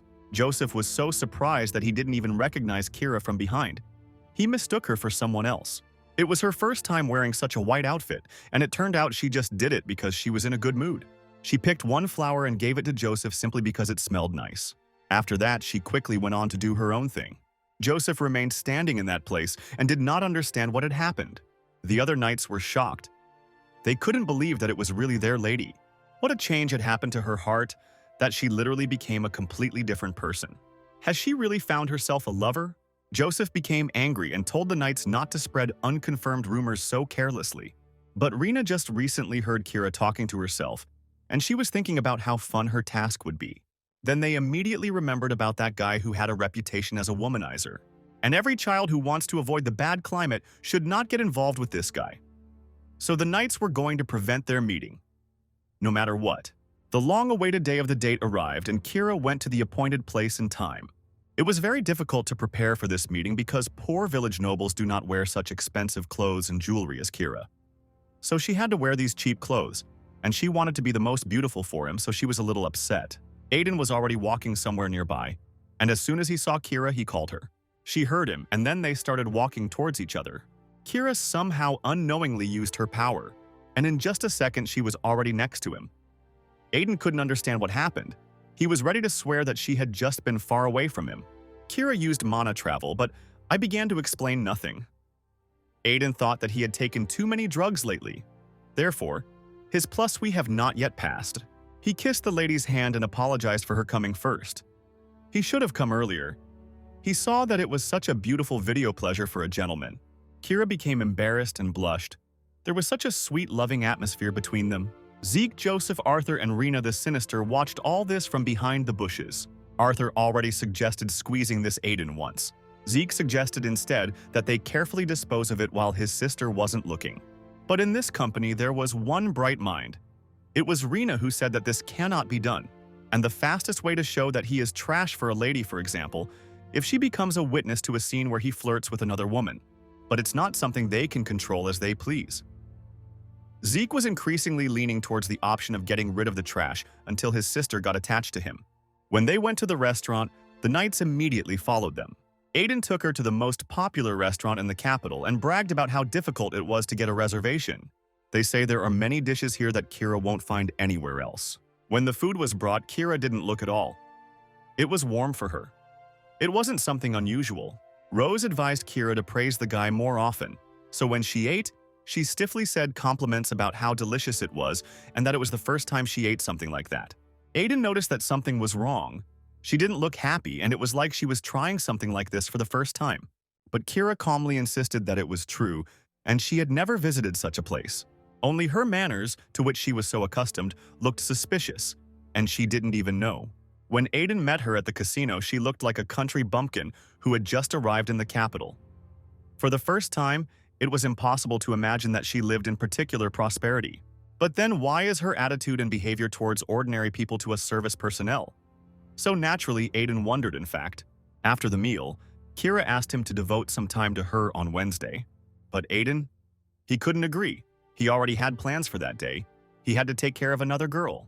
But Kira. He said that he had a book meeting with old friends and couldn't postpone it. Kira was upset, so he didn't tell why she wanted to meet. Aiden asked if there was a place she wanted to visit after the meal. Kira said she would really like to see the capital on an airship. Aiden had a disgust for these small airships packed with people. So he said that it would be inconvenient, and they had a certain schedule they would not have time for anything. And Kira, as if nothing had happened, said that she had already rented the airship and ordered them to be taken away from here. She thought in advance that the road to the airship station would be quite long and therefore invited the best ship here. Aiden was in shock and didn't understand what was happening at all. First her manners like a high aristocrat, and now this royal airship. How much money does it take to rent it? It's impossible for the royal family to allow any nobleman to rent an airship. So does Kira really belong to the imperial family? When they were already flying, Kira noticed that Aiden seemed to be worried about something. She thought that he was worried about the people who couldn't get on this airship, but she said that everything was fine, and those people were just told that the airship would be temporarily under repair. Aiden couldn't even imagine how influential she could be to tell such a thing. The only thing he wanted now was to run away from her as quickly as possible. But Kira didn't even notice that he was so uncomfortable. And the company that was pursuing was also on this airship. They see for the first time that the lady smiles like that. Did you have some feeling? Why was he so angry? I didn't understand it myself. Rena suggested cutting everything so that next week at the banquet, the lady's essence of this guy is that he will also flirt with other women without taking into account his. Quickly came up with a plan that seemed to be flawless. Joseph had to become the lady's partner at this banquet. Kira returned home very early in the evening. She was upset that Aiden said he was busy on Wednesday. He had other plans. This meant that she would have to go to the banquet alone. Joseph came to meet Kira on her way home, and he looked a little strange. He styled his hair and dressed decently, and all in order to invite the lady to go with him to the Marquis party on Wednesday. She was so surprised that she didn't answer. Then he already got ready and thought that you were too arrogant. But Kira agreed. She was very happy because she was just looking for a partner. Joseph was surprised that she agreed without even hesitation. Kira remembered that she had to pretend that she had thought about it. Otherwise, she agreed as if she had been waiting for his invitation. Joseph's face also turned very red. She didn't understand why, and then she noticed that she was holding his hands. She thanked him for this offer, and they said goodbye. It was very embarrassing, so she quickly ran home from this shames. Joseph couldn't stop thinking about the lady smiling so brightly at him. The surprise he felt at the night's entrance exam when she apologized was nothing compared to what he felt now, but was sad. What is the reason why she changed so much, this swindler? In the evening, she had tea with her brother, and of course he started asking where she went today. Kira didn't give details, but she said that she just met. Well, obviously she really liked it because she's been very happy lately, and in general she's enjoying this life more than she did her last one. She will not allow herself to be pressured again. There are people she now considers friends. The maid asked, "Did people really go on a date with the man they met at the casino?" And Kira couldn't deny it and even blushed. The brother asked with disappointment why she liked that guy so much. Kira twice said how handsome he is, tall and with a good figure. It's easy to communicate with him, and he is very polite. It was obvious that she fell in love with his appearance. Apparently this is her weakness. Zeke said coldly how glad he was that he was a good man. And Kira was already thinking about how she could officially introduce her brother to him. Zeke hid his irritation with this conversation, so he immediately changed the subject anyway. The day when his sister would officially introduce him to this bastard would never come. Aiden Castro went to the traffic department and tried to find out who rented the airship, but the workers could not give an answer. Even to the Viscount, because they were asked to hold it all third. Aiden was nervous because he couldn't figure out what Kira's status was. Other people heard and saw that the royal family's airship was in the square, but everyone was told that there was a problem with it, so a mechanic went on board to fix it. Everything was exactly as Kira said. Aiden was in real fear for his life. He already imagined that this was a very high-status aristocrat, and that she will definitely get rid of him when she finds out that he was not serious. However, there is no proof that he was just playing with her, so Aiden still hoped to get out of this mess. He never asked her out on a date, and the biggest touch was when he held her hand, refusing her to go to a banquet together was genius. Aiden prayed to never see her face again. A day later, the Duke received another letter from the Transport Bureau, which was a demand for payment for the rent of the royal family's airship. The Duke was sure that some fool had sent the bill to the page. But then I found out that Kira really did rent this ship, and then I said that I would send the bill.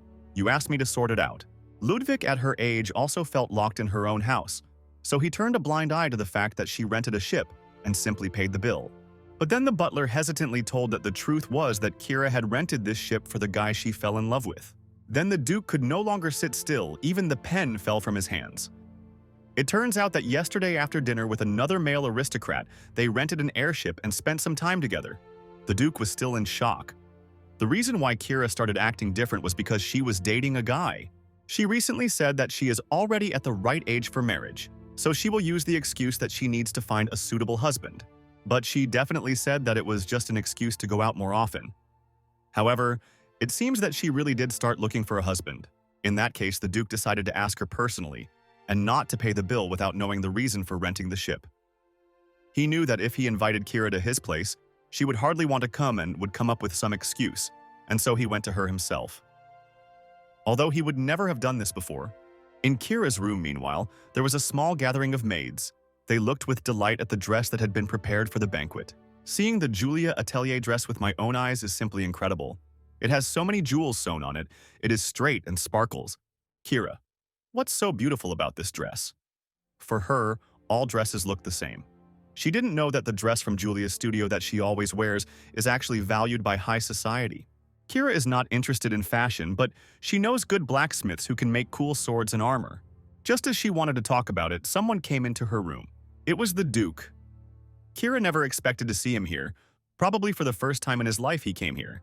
He said he was here for a short time and wanted to discuss something. The maids immediately offered him tea, but he refused and looked very coldly when the maid asked another question.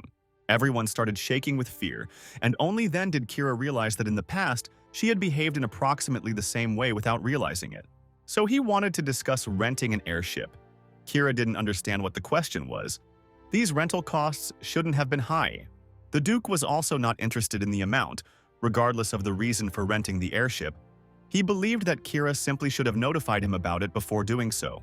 But in fact, he came here not only because of this reason, to find out who she was dating, and wasn't it because of him that she started behaving like this? Kira blushed and said that this is not that kind of relationship yet. The father froze. He had never seen her like this and realized that the butler's words were true. Father really wanted to tell her something about this, but now he didn't know how. Kira took advantage of this moment and said that she was not feeling very well and wanted to be alone, and the Duke had better go out. Father really wanted to ask the reason why she had changed so much, but she felt that he had no right to ask about it. So he didn't say anything and left the room. And when he left down the corridor, I felt very empty. Before, his daughter had always been so open to him, and he even got used to the fact that she was always nearby. But now their relationship has worsened. As soon as she stopped showing all that attention, the Duke felt lonely. Wednesday came. Kira was a little worried that she would be attending the banquet alone without her family. It would be a first for her. But grandfather must also be present at the party tonight, and before Cosette arrives, a plan must be devised to avoid the worst. Joseph was already waiting for Kira today. He was so elegant and was very surprised by the lady. She looked so beautiful and there is aesthetic that he, but for a few seconds was speechless. Before that, of course, she also wore a beautiful dress. But this was a little different. She was beautiful, like a goddess. The maids who had worked on this were very pleased, and Kira asked. She couldn't even imagine that Joseph was so good at flattery. And in a good mood, they finally set off on foot. Everyone was shocked that Lady Farvis decided to attend such a thing. She never comes. The Marquise sent Kira an invitation but didn't even expect that she would actually come. The spouses immediately came up to greet the lady. Kira didn't even understand who it was. They just came up to her and started asking how she was doing. She answered, of course, and then, when these people thanked her for coming to their party, Kira realized that these were the Marquises. But after a short conversation, she didn't even know what to tell him. She started to get very nervous. Joseph saved the situation and suggested that the lady go to the terrace to relax. I need you. I haven't attended such events for a long time. But Kira decided not to go outside, but to sit inside and eat a little, because today she managed to eat once. Joseph said he would bring her something to eat himself, so she sat down in a comfortable place and began to wait. She also wanted to talk to other people, like the lady at the next table. They look very cheerful. They discussed how they were able to obtain the goddess's tears. The Farvis family also has tears of the goddess, but Kira. I wanted to interfere so as not to spoil their atmosphere. She came here to have fun too, but now she could only look at them. One lady accidentally met Kira's gaze and was so scared that she even screamed. This, of course, attracted the attention of the others, and they also turned around to see what had scared her so much. And they saw Kira. A gloomy atmosphere emanated from her. Then the lady immediately came up to her in a hurry and apologized for making such a noise when she was resting here. Kira said that everything was fine and they could continue, but all the girls ran away at lightning speed. Kira felt lonely and sat sadly. But then a servant came up to her and said that the Marquis of Edinburgh was looking for her. Kira came here to meet her grandfather, but she had to tell Joseph that she was leaving. However, she did not see where he was, so she went to her grandfather anyway. He was already waiting for her on the balcony. They hadn't seen each other for a long time. But judging by his appearance, he is doing well. They are one family, so Grandpa immediately agreed to listen to her. Kira had one question. Mom said that the Duke had another wife, Rowena Weinberg. So Kira asked, was this woman banished just because she couldn't give birth? Grandfather didn't expect that she would ask such a thing, but it was very important for Kira to hear the answer. Was Rowena really unable to have children? Cosette is embroidered, but she looks like a copy of the Duke. Only the goddess's chosen pharaohs could possess the magic of the spirit. But can one be sure that Cosette is not related to the Hertzian clan? Grandfather confirmed that this woman could not have children. That's why I know her. But Kira noticed that he was definitely hiding something, and it was unlikely that he would tell her anything else. In his past life, grandfather screamed about Cyrus's innocence until the very end. He knew that she was definitely the Duke's blood and had not deceived him in any way. Grandpa wasn't the type to make such a claim just because of kinship. He knew that if Kira died, everyone would definitely regret this activity and there would be real chaos in the country, but no one listened to him then. Kira trusts her grandfather, so she moves on to the main conversation. She needs a refuge away from the capital, which only she and her grandfather would know about. He was surprised and asked why she needed it, but Kira said that she would only find out when the first one told her the truth, because she knew he was hiding something and could only wait for him to tell her everything. Grandfather suggested that she could have committed a performance and was afraid that she would be judged, but there is no point in this. After all, since she is the next owner of the gift, then any misdeed, close your eyes. Kira couldn't explain to him that the problem was that she might not be next. He is the brother she saw before her death. She was sure it was not an illusion, so she asked her grandfather for help so that he would provide a safe place. She was not convincing enough for her grandfather. But to make sure he agreed to fulfill her request, she reminded him that they were one family, connected by blood. Kira is the most important part for grandfather to achieve power. This was known since childhood. Grandpa never spoke about it openly, but Kira had grown up so much. He liked the fact that she understood everything perfectly well. Kira is glad that she prepared for the worst outcome of events. This shelter will be a safety net, and everything will go the same way as in the past. Then Kira will be able to escape to the safe place. The best thing to do is to reveal Cosette's true colors and sentence her to death. But things may not go as planned. In any case, Kira won't be as helpless as before, and she's definitely not going to die.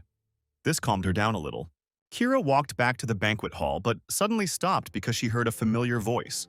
When she turned around, she saw Aiden flirting with another girl, and he was giving her compliments that he didn't give to Kira. Rena and Arthur followed the plan that we were told from the beginning, and they knew that lady had to accidentally see it with her own eyes. They informed Joseph that he should now quickly bring the lady and accidentally pass by Aiden with her. Joseph ran to look for the lady, but she was not in the place where she had remained. So they all ran to look for Kira, because it is important that their plan does not go through. And now is the most opportune moment for her to see this betrayal. But then they stopped, hearing a loud sound. It was Kira. Literally just now, she jumped from the second or third floor balcony. Grandfather was very worried that she would not leave. But Kira was obviously fine, only her face was very gloomy. She passed by Arthur and the pink one so quickly that they didn't have time to say anything. And she's a little bit off to the side, right in the garden. Aiden and some girl were going to have some fun. And just as he was trying to kiss her, Kira grabbed him by the collar and pulled him back. She asked him what he was doing there, and Aiden got really scared when he saw her face. He told her he had a book club meeting, but now he couldn't answer what he was doing here, and Kira was even more angry because of this. When she pulled his clothes, he couldn't breathe. The knight standing behind didn't even think about stopping Kira, because it seemed like a good arrangement. Kira threw Aiden back to that girl. He was in shock. He didn't even understand where the woman got her strength from, maybe. Then this girl started asking who this woman was, and Aiden said he had no idea who she was. Kira was so angry she was going to go there right now. And only then did the knight stop the princess, because ordinary people are much weaker than Kira is used to, and even with one blow she can kill him. Kira gave him a chance to justify himself and try to convince her. Aiden heard that they just named her a princess. The country has 4 princesses. Among them, there is a princess whose appearance is almost unknown to anyone. A precious child who controls the power of spirits. Kira Farvis? Aiden now realized who she was. He had to come up with an excuse very quickly, and he said that he doesn't know what the lady wants from him. His meeting with friends was actually cancelled, so he just accepted the invitation of the Marquise's wife. In the end, he really did fool Lady, but he was outraged by the power with which Kira helps people. Kira asked, "Who is this woman? Because she doesn't look like a simple partner at all." Aiden didn't understand why the princess asked such questions. She says there, as if they are his mistress. Aiden said they only had one dinner together, and she felt like she was imagining things. Even though Kira had never been in a relationship before, she was sure it was a date. But now this impudent guy is pretending to be innocent. Then she felt ashamed and offended by what happened. Her face turned red. Rena let the princess go. She thought it would be better for the princess to sleep with this guy and release her feelings. It's not such a bad idea. Kira's eyes sparkled because a blow would be the best answer. So son of a bitch. Then she clenched her fist and swung at him hard. Aiden started screaming and trying to crawl away to avoid getting hit, but just one blow made him lose consciousness, and if you just put him here, he will definitely die. So the knights will be needed to make sure that he doesn't die, and that Joseph goes after the princess. Kira was crying and said she left one of her shoes on the terrace. The knights immediately ran to bring her the shoe. Kira was going to have fun and enjoy herself before she went home, but she can't go back home so upset over some trash. She didn't want to ruin the whole day. You can't have this breakage, so hitting him in the forest was a good idea. Kira tried so hard to be nice to him, but it was all in vain. Now she only wanted to get stronger and knock him down. She was able to calm down a little when the knights brought her lost shoes. Joseph tried very hard to calm her down and support her. He was sure that she would still have a good relationship. It's just that right now she was a little unlucky. And besides, the banquet wasn't over yet. He suggested dancing together. Kira hadn't danced for a long time, so she warned him that she might step on his foot. But Joseph could see that everything was okay because it wouldn't hurt more than the blow the princess had received during the battle. During the dance, the mood really improved. Kira noticed that Joseph was very handsome, for some reason she hadn't noticed before, and he tried to look away, but he felt that the lady was constantly looking at him. He felt very awkward. When he turned his head, they suddenly met and he blushed and suddenly froze. Kira laughed at this, but it was still good that it was here with Joseph. At the reception, she met her grandfather and resolved the issue of shelter she prepared for the meeting with Cosette. But in the end, she was never able to properly talk to her peers, and her first love turned out to be trash. Viscountess Shore was supposed to arrive today, but since she fell ill, her daughter arrived instead to help prepare for Zeke's birthday party.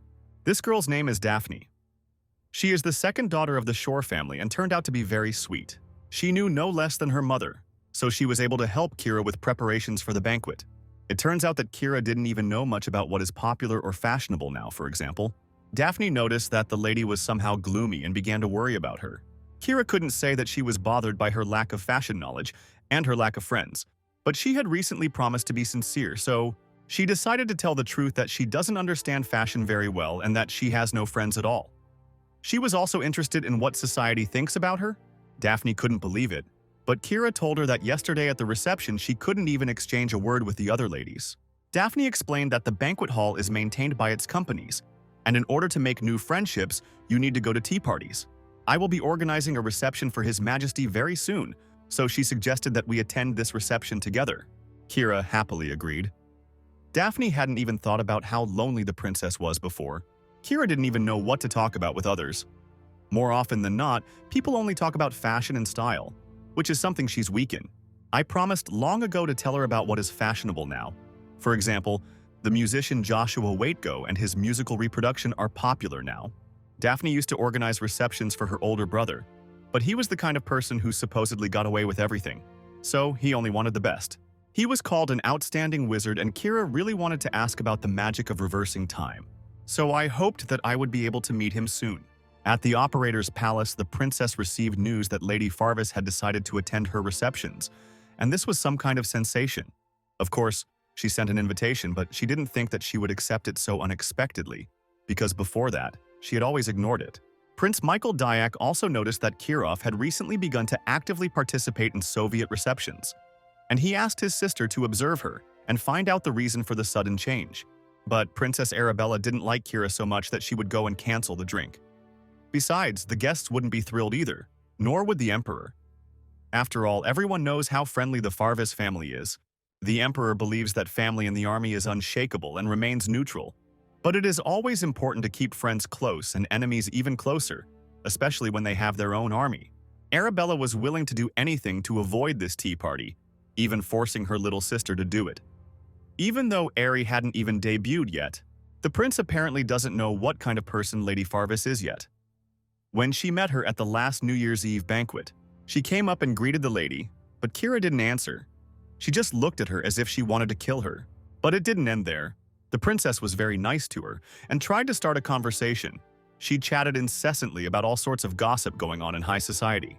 But Kira had no idea what it was about, so she couldn't even answer anything. But she still tried to somehow start a conversation, and then she began to praise the dress, but Kira obviously wasn't happy about it. She said noisily. The princess thought she had just been told that she was making noise, so she got angry and left. Kira actually said that it was noisy in the banquet hall today, but the princess didn't hear it She was sure that Kira was not at all interested in the conversation. That's why she was so furious. Now, I didn't want to have a tea party where Kira would be, but the prince did not understand why Kira was completely different when he talked to her. Their conversation was even quite long, and she was quite respectful. Only all this because they were discussing military strategies. But Bella didn't know this, and thought that Kira had deliberately ignored only her, and that it was probably all because of her marriage. People mocked the princess only because after marriage her status would fall and she would have to take her husband's title. Mikkel tried to calm his sister down.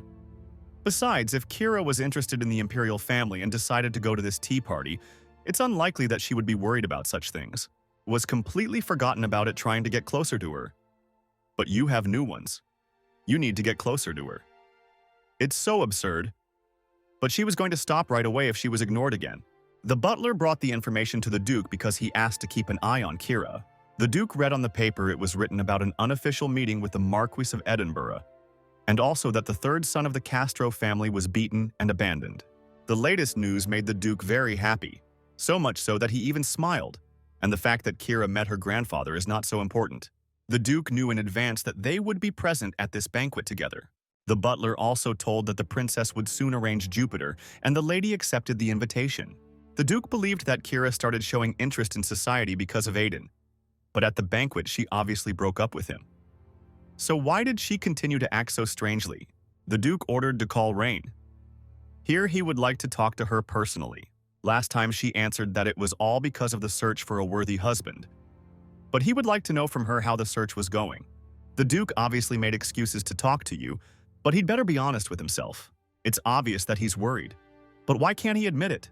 Husband weeks since that celebration, and Kira is still not sure what she saw before her death. She assumed in advance that investigating a case related to magic and spirits would not be easy, but after other searches she did not find a drop of the necessary information. The only thing left to do is to pay a visit and consult with the grandmother, who also has this gift. Joanna Farvis is currently the only one who can contact the spirits. When Kira was little, her grandmother often told her stories about spirits in the future tense. She also took her granddaughter, instead of where only spirits dwell, Beatrice's crystal that Kira was able to see in that place. Now she thinks that I will look at it alone, and then she will be able to discover at least something. Kira wanted to see her right away, but since she lives in the capital by the will of her aunt, no one is allowed to visit her without the Duke's permission. The only exception is the Emperor. Kira didn't want to rejoice with the Duke, much less ask him anything. But suddenly the butler came. He said that the Dukes were worried about her marriage. Kira couldn't even imagine that this man could be worried. But then she realized that he was only worried about the neutral children of the family, and not about his daughter. When she came to him, unexpectedly there were a lot of sweets on the table. Usually father never prepared himself so much just to talk. Sat down at the table, the Duke could not start a conversation for some time. He looked nervous, and then they all asked how the search for a groom was going. She said that no one had talked about marriage yet. The Duke of Hunger is sure that everything went down the drain for her. It was too cruel. Hera said that everything would definitely work out for her, and the Duke was surprised earlier. She said it was just an excuse, but it seems she really wants some. He didn't want any misunderstandings to arise, and as if he was against it. The Duke, as the head of Farvis, is not capable of killing children like normal parents, so he decided that no one should interfere in the affairs. And it doesn't matter whether it's a task or marriage. The main thing is that such actions are not said if on my family, but for some reason it was so difficult for him to say the words because she can do whatever she wants. Kira decided to find out about her grandmother. As it turned out, her health had deteriorated significantly and now she has a severe form of asthma. Kira expressed a desire to meet her grandmother before it was too late, and the Duke allowed it. He learned that her grandmother would be happy to see Kira. Then she asked to make an appointment with Grandma this weekend and to convey the exact time through Roberts. Kira got up and left. All the desserts and tea remained untouched, and the Duke's expression turned out to be complete hopelessness. Kira thought that he was so worried about the family's neutrality. As a child, it couldn't stand meeting with grandfather. His thirst for power was amazing. He is mother's father, but I wonder what he is hiding. The answer may be the decisive key. Finally, the day of the reception at the Imperial Palace arrived, and everyone was discussing that there would be a special guest today. Also, many ladies couldn't even sleep because they were too excited and heard that the reception would be attended by a mysterious noble aristocrat man who has a lot of work, and they can't even remember his face. The princess didn't even know if we would be able to have a tea party today because Kira would also be coming. Everyone started to get very nervous when Lady Farvis arrived. But Kira arrived, and with her was Lady Daphne, and together they greeted the princess. Kira had never encountered such a cold atmosphere. How better? Because today she was determined to make acquaintances. When the tea party began and all the ladies sat down at the table, the princess introduced today's special guest. Joshua White is even honored to receive an invitation from the princess. All the ladies were delighted with him and were very glad that they came to the princess's tea party. Joshua is very famous for his incredible talent. He usually does not accept requests for songs, but he made an exception for such a beautiful princess. He seems like a pretty funny person and easy to get along with. The princess suddenly asked Kira if there was any composition she would like to hear. Fortunately, before this, Danfei told Kira that this musician has his main popular composition Sunset Wolfgang, so Kira called it. She was able to say what Daphne explained to her and was very happy. Then the musician started playing the melody and the ladies enjoyed it. And then the princess started talking. Kira ran out of notes and answers to questions and didn't know what to say. We were very good that Daphne intervened and helped her. But it all looked like Kira was taciturn only with the princess, and it was very annoying. No matter how powerful the Farvis family is, they have to be polite to the imperial family. But even so, the princess had to finish her task, and she said that she was very worried today, and she was very curious. For what reason did Lady Kira accept the invitation? Kira said that she simply decided that she needed to start socializing. Although she has the right not to participate in the life of secular society, being inside the family, she will not be able to find a husband. When she mentioned marriage, everyone was shocked. They couldn't even imagine what kind of man could be worthy of Kira. But she is really old enough for marriage. I wanted to find myself a worthy partner. 7 were delighted with her. Usually the question of marriage is impossible to solve without a family. But she decided to look for a family-worthy man herself. After all, she has such an opportunity. The girls started to bombard her with various questions. The princess still couldn't believe that this was the real reason. But the main thing is that now, rumors about this will play out all over the page, and it will be possible to find a husband easier. This tea party actually went very well. Kira perfectly breaks through one day. When it all ended, Kira said goodbye to the princess and left. But she didn't notice at all that her note had fallen out of her pocket. The princess's servant picked it up and showed it to her. Bella was shocked. This piece of paper had important information written on it, for example, about boutiques and things that are popular now, what to say and what not to say. Bella couldn't believe what she was seeing with her own eyes. And then Kira came running. She looked very excited and blushed from the table because she didn't want anyone to see it. Now she didn't even know how to explain everything to the princess. And eventually Bella invited her to talk alone. She asked Kira why she even carries such notes. In general, it is just a modern fashion and Stitch will not be laughed at for such information. But the princess could not believe that Kira carries such things with her. Kira had to admit that she was afraid that she wouldn't be able to keep up a small talk. So these are clues. Kira is a complete stranger and has become a topic of conversation among the rest of the city. Even though she belongs to the nobility, she is always at home, so they don't know anything. Anyone who tries to talk to her about something, she doesn't know what to answer, so she didn't want to look ignorant. The princess was really surprised then. She asked why the lady accepted the invitation to tea party because it would be better to look for a groom on the floor than on the women's nurses. Kira said she just wanted to make a friend after a few gangsters she'd been to. She didn't want to be considered boring because she couldn't hold a conversation. Kira just didn't want to be alone at the party and also wanted to communicate with someone like today. For example, she really liked it. Before she could only watch the princess who was always with her friends, Kira always really wanted to join. But she knew that if she came, the atmosphere would immediately deteriorate. The princess couldn't believe it, because every time she encountered Kira, she only received a dark, murderous look. It's obvious that people are wrong, and will go if she keeps quiet with such a terrible expression on my face. Kira felt a little sad. She didn't know what exactly. That's how she looked before. Bella was shocked how Kira could be so innocent now when before it was so scary. So they decided to end the conversation. The princess said that parades, and when she was left alone, the realization began to come to her that Kira simply did not know how to communicate with others. The princess was very ashamed of what happened. It turns out Kira didn't want to ignore her, and it was just a mistake. Soon the brother came. He heard that the princess had just met Farvis, and he was wondering what happened. Bella told her brother everything about Kira looking for a groom, and she came here to find friends. But it was hard for the sister to accept that Kira was not as arrogant as she had first thought, and that it was just a misunderstanding between them. The brother told his sister to get closer to Kira, and he couldn't wait to see her good attitude. Lady Daphne had been waiting for Kiev all this time to talk, because she was very worried about her when the princess found this note. And then she wanted to know what Kira meant when she said that she was looking for a husband, and it was obvious that she didn't tell her about it. Kira said, "I was just embarrassed, so I didn't tell." Daphne handed over an invitation to the Shore family's annual party. Natasha sent the invitation to several attractive young men. Kira wanted to refuse to attend this party, but when she saw Daphne's sweet face, she immediately had an association with her younger brother, so she couldn't refuse her. Daphne was sure that Lady would definitely find her destiny at this party. Daphne's brother was busy with serious matters in the magic tower. In fact, he had big problems that he couldn't remember anything, and it bothered him.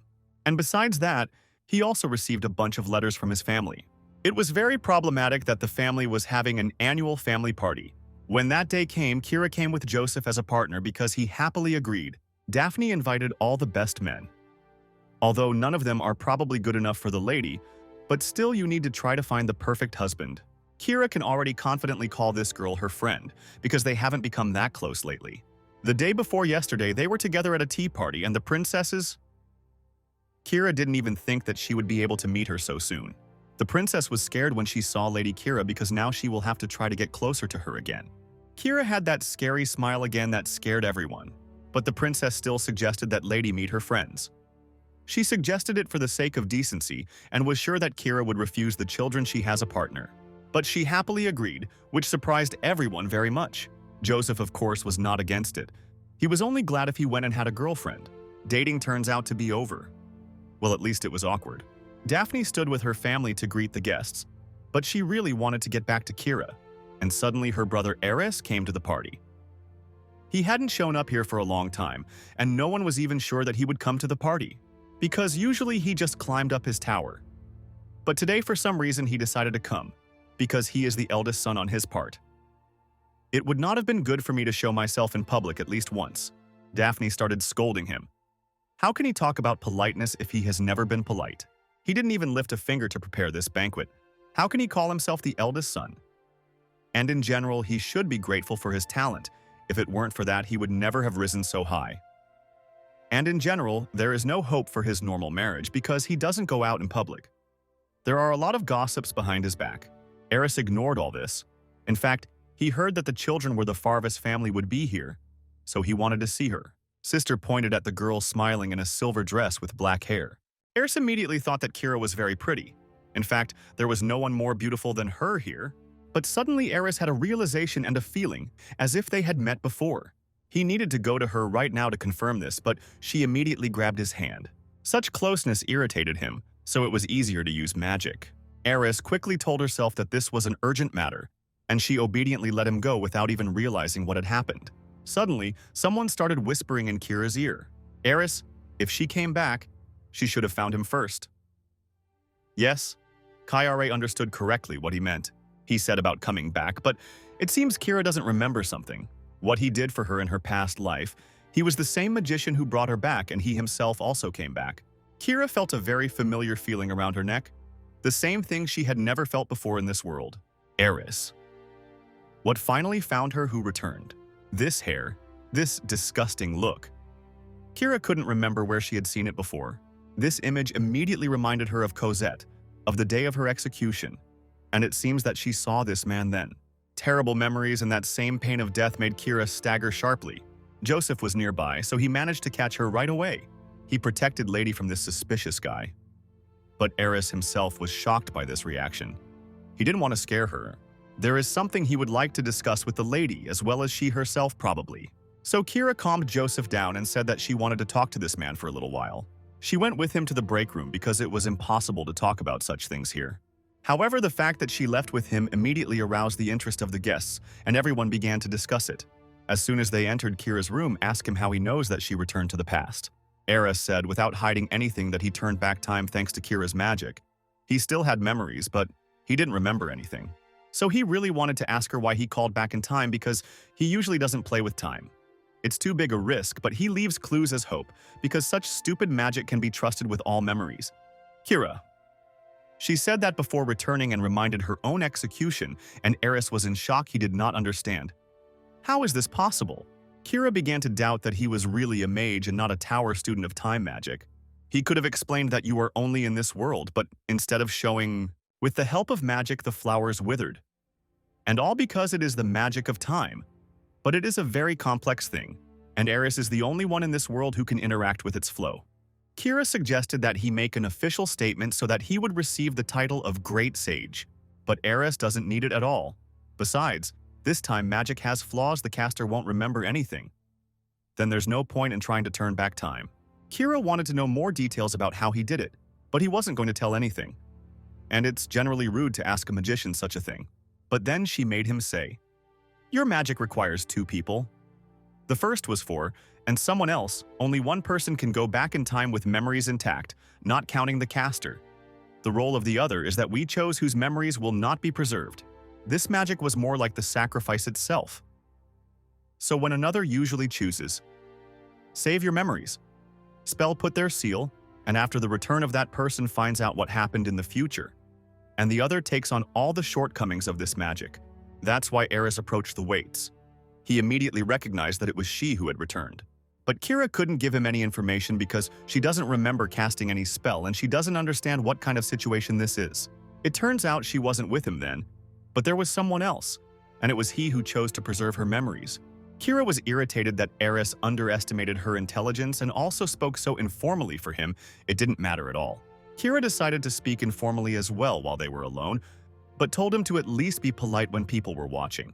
Now they finally decided to meet. He gave his name as Iris Shore, because they will see each other very often from me. Since Difna and her family help Kira, she allowed Aris to come at any time if he needs help. He was just planning to stay in the capital for a short time, so it might be possible to contact him. Kira couldn't leave her partner alone. She took too long, so she decided to end the conversation. Aris stayed in that room thinking about what happened. He didn't understand at all why he from the future turned back time if they weren't even familiar. Kira returned to Joseph. He stood there all this time and worried about her children she left with this man whom she had never known before. But he said that he had finally found her and that she had returned. Kira now didn't know how to explain all this to Joseph. She only said that this man was from the tower and she wanted to know his advice on magic, so they discussed it. But Joseph was curious and tried to find out what they were talking about. It was something like a return or a contract. Only then he noticed that Kira had difficulty answering this question and apologized at all. She shouldn't have to justify herself to him. Kira said that it was a secret that no one but her knew about, so she couldn't reveal it. All her thoughts were filled with this spellcaster. He is able to control the magic of time travel. But what happened in the future that he decided to do this? Days have passed since then, and all the newspapers wrote about the fact that Kira and the Great Mage ended up together. This caused a lot of noise. The Duke sat depressed and didn't even know where to start asking Kira questions. It brought a smile to her face because everything was going smoothly as she planned. Kira was going to go to her grandmother today because it was already the weekend, and her brother was very worried. Because whenever he went, everyone was talking about his sister's wedding, but he hoped that she was not going to get married in reality. Kira didn't even see the need to explain it, because soon things like her wedding won't be so important because Cosette will appear and will drag all the attention away forever. Kira was expecting a letter from the Shore family. She had never been interested in such things before. But now she's not expecting a letter? The maids were shocked and thought that the rumors about her dating the first son of the Shore family were true. The Duke was very worried about this, so when he heard this, he could no longer sit still. He just wanted to approach Kira, but she said that she was already leaving. She planned to stay for a few days, but she couldn't go, so she asked me to say hello to her grandmother. Kira really hoped that she would be able to learn something new about spirits before Cosette arrived. Joanna Farvis went out to meet her beloved granddaughter, although in fact they met last month, but Kira returned in time not so long ago. So for her, it was an eternity. In general, she has started visiting her grandmother often lately, but she hasn't come just to say hello yet. The grandmother was surprised and immediately noticed changes in her granddaughter's behavior. They were having a good time, and then Kira started talking about what she was just going to find out for an ordinary person, not a spellcaster, in one spirit. Is it possible to see them? Grandma was unsure because I started with water spirits especially, and she was a little skeptical. If it was that easy, she would have definitely known about it already. More than 50 years have passed since her abilities were carried out, but she cannot say that it is impossible. Kira was upset if even her grandmother does not know the answer. Then this is very bad. Kira said that she was just studying the topic. It turned out that Grandma didn't like studying, so she didn't know much. But not all predecessors were like her. Spiritualists of past generations like to stay here often. They left behind many research notes, so Grandma took one, no exception, was ready to give it to Kira. This was something she really wanted. Kira happily went with her grandmother to see. They went into some kind of library, but obviously no one usually goes there. The little girl said where the research notes are. Kira could only read one thing because it couldn't be shown to others, and it could take several days. But Kira assumed this, so she already warned the main ones. She didn't even think that her granddaughter would stay at her house for a few days, but she wasn't against it at all. The servants carried the records into Cyrus's room. Most of the entries contain information that she already knew. Kira really wanted to read my personal entries, but she will have to do it. And so she found, it seems, it was the personal diary of a spirit caster who lived back in the seasons. It was a story about how the younger sister was blessed. Although usually only the eldest daughter receives a blessing, it was very unexpected. Everyone loved the younger sister, so they didn't mind. When her abilities awakened, her older sister also really wanted to see these beautiful spirits. She expected that she would also be able to see them. A few more years passed, and then the father scolded and thought that the abilities of the eldest daughter were not awakening for too long. Although she heard that for others this happens until the age of… Then, a few more years passed. The aristocrats began to say that the eldest daughter was probably not their real daughter. The father was furious and dared to punish everyone for insulting the Farvis family. When the eldest daughter's birthday came, only the younger sister congratulated her and calmed her down, saying that she shouldn't pay attention to what other people say. The parents started to argue more and more. The girl thought that she really wasn't the daughter of this house. When he appeared her birthday, she realized that she was the first that could not awaken his abilities by this age. The atmosphere in the house became cold. She was afraid to look at the workers and could not even leave the room. Moreover, she was afraid to meet her father, and she began to hate her sister. After all, if she had not been born, if she had not awakened her abilities earlier, then this would not have happened. I felt disgusted with myself for thinking like that. The following year, the younger sister came to celebrate the older sister's birthday. And when they touched each other's fruits, the older sister suddenly felt a pleasant energy. She was surprised and said she could see something, and the younger sister said it was water spirits. The sister is also a spirit caster. How did they both end up being spirit summoners, albeit belatedly? Kirov remembered that before her death, Cosette also touched her, and only thanks to physical contact did she feel this pleasant energy, and unknown creatures with a blue glow also became visible. It's called resonance, and in the past they also called it and came up with a hypothesis. The younger sister thought that her power could help awaken her older sister's abilities, so she transferred some of her spiritual energy to her. She did the same with some workers to check, but nothing like that happened to them. Only the Farvis sisters could create such resonance. However, it only happened for a moment, because from that day on, the abilities and the remaining sisters never awakened again, as if it was all just a dream. A few more years passed from that moment, and the girl finally understood what it meant to be able to see spirits. Her abilities manifested themselves without any warning. The younger sister cried with her from joy. Now there was nothing to be afraid of. The older sister was able to leave her room with her head held high, and life really turned out to be good. Kira cried while reading this story. She felt such relief that everything ended well. She still has nothing. Despite the fact that she rejected Cosette somewhere in the hairpins of her consciousness, she had thousands of thoughts and doubts about herself. Kira was afraid because she wasn't sure she was Farvis's real daughter. But now she knows for sure that on that day she really saw a water spirit, and she also has potential spellcasting powers. Perhaps her abilities could have awakened if the executions had been delayed a little, if she had lived a little longer. Perhaps Cosette somehow hastened the execution, because the arrest, the sentencing, even the execution itself happened too quickly. But was it really the month of Kira's mother? Marquis Edinburgh and Count Weinberg, known for their feud. The Weinberg family was instantly destroyed by the Marquis. The Farvis family may have had some involvement in this unexpected fall of Weinberg, but in any case, the one who started all this will be grandfather. As rumors go, former Count Weinberg tried to outdo the Duke in the political arena, which is why the Duke turned around and decided to punish his relatives as an example. So, Cosette Weinberg may have had reasons to hold a grudge against the Edinburgh family, which is probably why she did everything she could to slander Kira. But then what about the Oracle, he said. It doesn't matter. What will happen in the future? Only one water spirit summoner will be born, and Kira was only able to see spirits because of her resonance with Cosette. In other words, she is also a true water spirit caster. What is going on at all? Something clearly contradicts the Oracle. Someone must bring disaster. Kira thought about it for so long that she eventually fell asleep without noticing, and her grandmother came into her room and carefully covered her with a blanket. On this day, there was a heavy downpour, and all preparations for the important event were completed. Cosette was already ready to go out in public. Zeke Farvis's birthday arrived and a big banquet was organized. There were only a couple of hours left before the guests started coming, so while Kira was in charge of the process, she had to prepare herself. In the end, she never told her grandmother who read it. The diary also talked about this. It is unknown whether it is true or resonance can awaken abilities. And if it is grandmother, then she will surely pass on her powers to Cosette so that it will be fair. Kira could actually, without realizing it, help Cosette achieve her goal and awaken his spirits. Kira tried to calm down and not rush. The same applies to Cosette. She has no choice but to wait for the goddess's decision. Kira was fully prepared for the banquet today. She wore an outfit that matched her brother.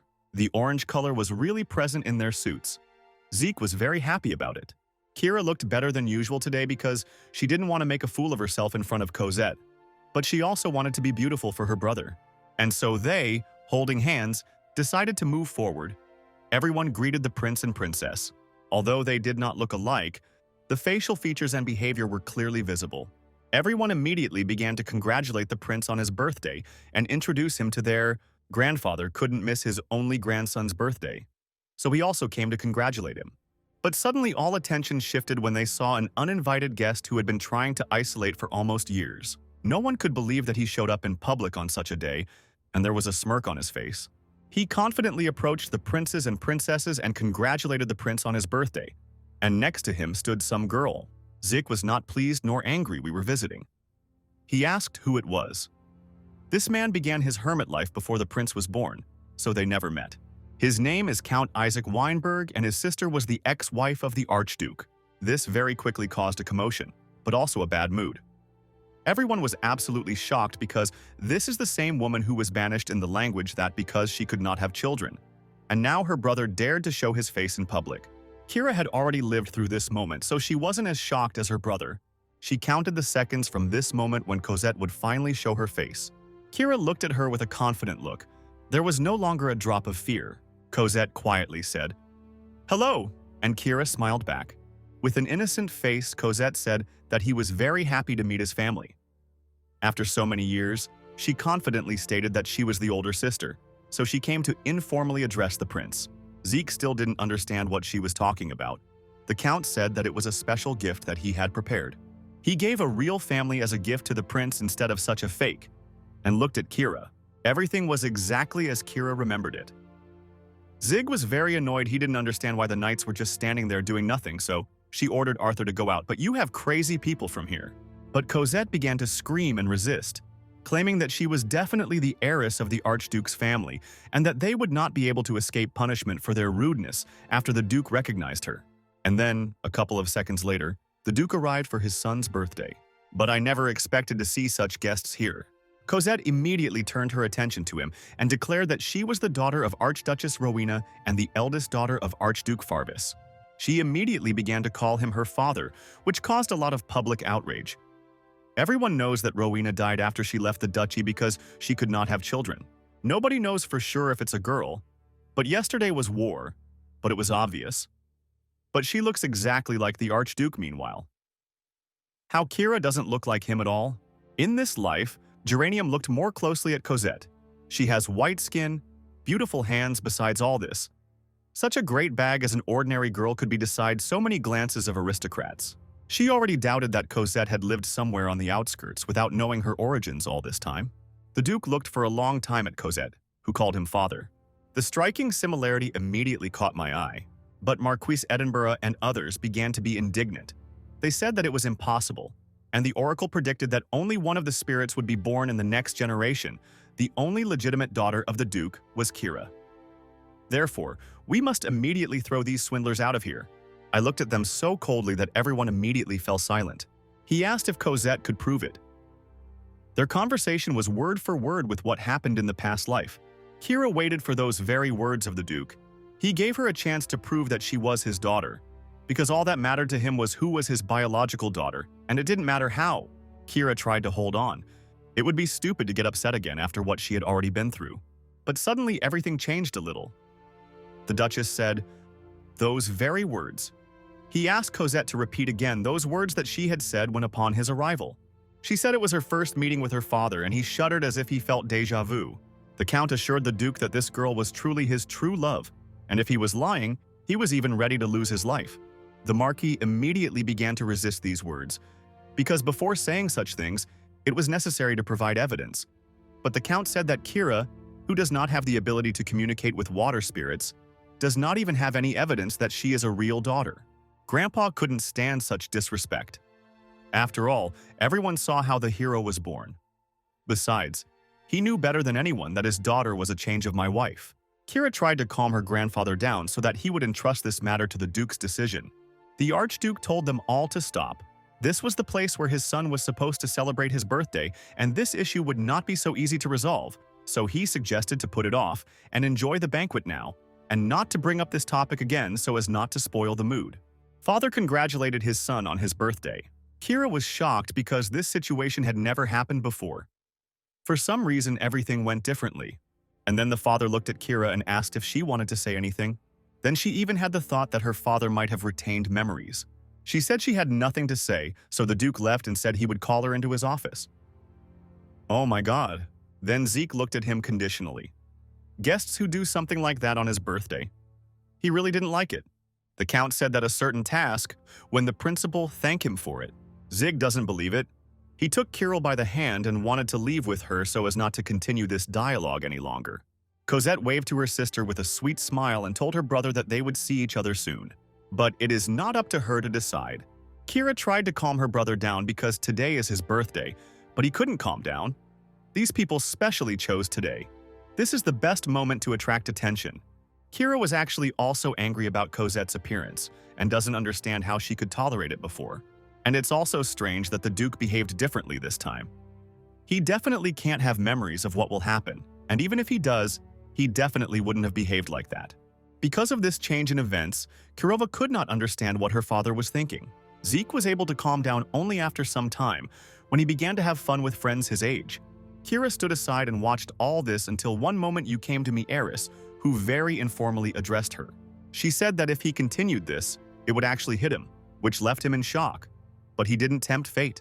He was a little late for her brother's birthday, and his younger sister had a cold so she couldn't come. Aris rarely visits the capital, but he still decided to come to this banquet. In fact, he was planning to leave here the next day after he met Kira. The course of events really changed because in the past he was definitely not in the capital at that time. It seems that now a lot will affect the future because of the presence of this person. He couldn't understand why the atmosphere in the hall was somehow strange because he didn't make it to that very event. Kira pointed to a girl in a white dress, and Aris immediately shuddered as soon as he saw it. Out of surprise, he even shouted out, "What the hell?" He looked like he knew her well. But when Kira asked about it, Aris started making excuses and said that she just had a slightly unusual taste. Hope, that's why he was surprised. Then, he asked who this girl was. Why everyone was reacting to her like that. Kira said that this girl claimed to be the Duke's real daughter. Even Aris didn't believe it. The oracle predicted that only one spirit caster would be born, and she would be a true daughter. But now everyone wants to accuse Kira of being a fake and Cosette being the real one. That before returning that, after Kira tried to find out about Cosette's past. However, there was absolutely no information about her. This is all thanks to a couple of simple people who hid Cosette far away in the mountains and protected her. But if you think about it again, there really is a lot of suspicious stuff here. Kira really wanted to get at least some clue about Cosette's past. She was so deep in thought about it that no one noticed how close Aris had gotten to her. He whispered something in her ear about the wizard's intuition. The heroine was so confused that she didn't understand anything and pushed him away at first. He thought that she was doing this so that rumors about them having an affair wouldn't spread. Well, she said that she just doesn't like it. So Aris said that his intuition tells him that this girl has a very dark aura and soul too.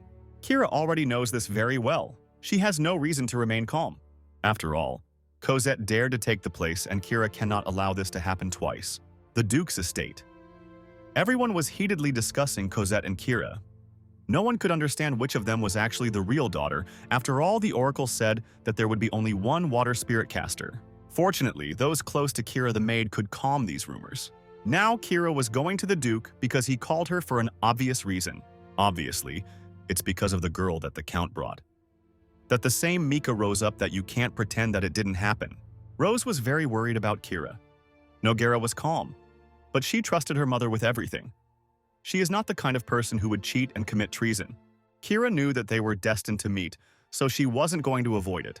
The Duke thought about Cosette for a long time, and he really was close to believing that she was his daughter. Besides the game Weinberg Combe or a human, he would not have taken such a risk and taken his water spellcasters, so he is completely sure of it. However, when the Duke heard that horrible, vile voice of Cosette, he definitely remembered that he had dreamed about it in many nightmares. He was also worried about Cyrus because when Cosette arrived, she had a strange expression on her face. The Duke still couldn't understand what it meant, and he was very tense all this time, so he finally called her to him. Kira thought that he had already made a decision, so he called her just to tell her about it. Even now, in order to just talk, he called out the sound, and they set a whole table of snacks and tea. I really wanted to know what Kira thought about what happened to the children. She was shocked that he was even interested in her opinion. But he thought that she was in excellent shape, and that's why he had to find out her opinion and find a solution. Then she decided to be honest and said that she felt bad about this situation because people started talking about her behind her back. However, as long as Cosette has the ability to communicate with the rising spirits, everything that happened in the past will definitely repeat itself. And if a meeting with a fool is inevitable, then it would be better to observe him from the right angle. Kira did not dissuade the Duke said that no matter what decision he made, she would not dispute it. This is because she believes in her faithful mother. It was clear that he was somehow experiencing many things that remained vague. But if Kira said that she would not challenge his decision, then the Duke decided that he would contact the Count and temporarily accept this child, who claimed that she was his real daughter. But if Kira is not happy with something, he is ready to change it right now. But he was shocked when she said that everything was fine. For some reason, he really wanted her to talk him out of it. Kira was already glad that he did not recognize Cosette in the questionnaire hall, as it was in the past life, and for now, everything suits her. Because if everything had happened as in the past, then her reputation would have suffered even more.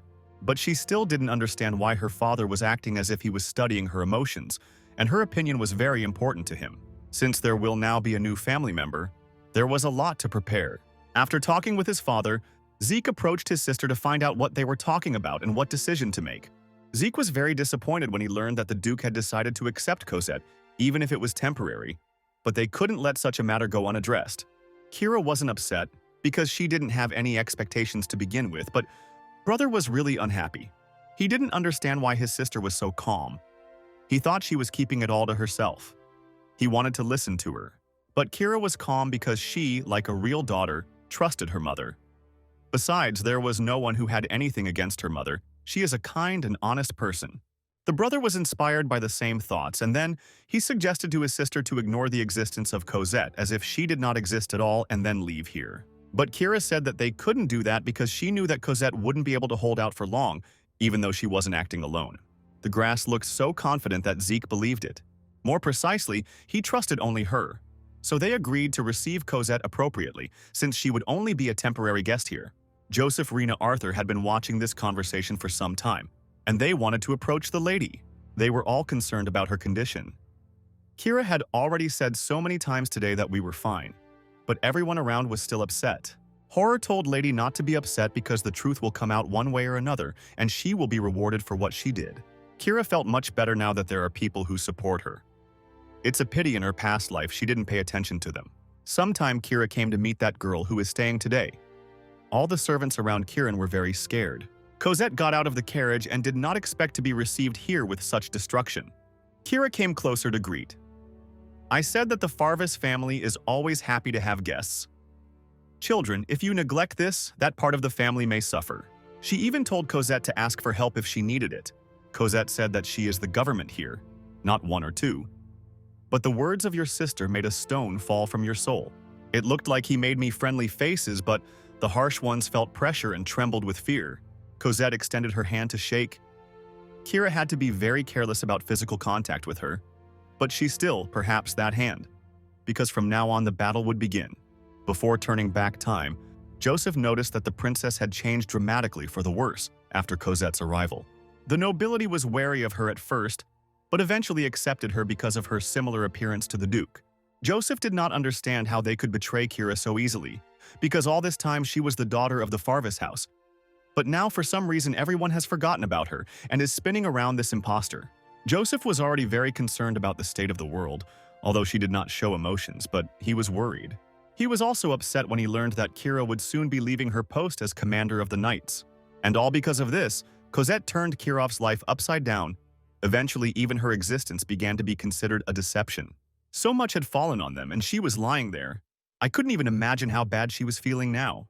He once saw her practicing with a sword, but it didn't look like a workout. Obviously, she was trying to get rid of negative emotions. And when she accidentally got hurt, it appeared on her face, but it wasn't from pain. Joseph saw this and immediately hurried to her because he was worried. She said that everything was fine and that she had accidentally hurt herself, but he saw tears on her face. As soon as he said this, Kira remembered all the worst. It seemed to her that Joseph was now trying to feel sorry for her. She didn't understand why he was looking so pitifully. She is not the kind of person who will wash her face with tears.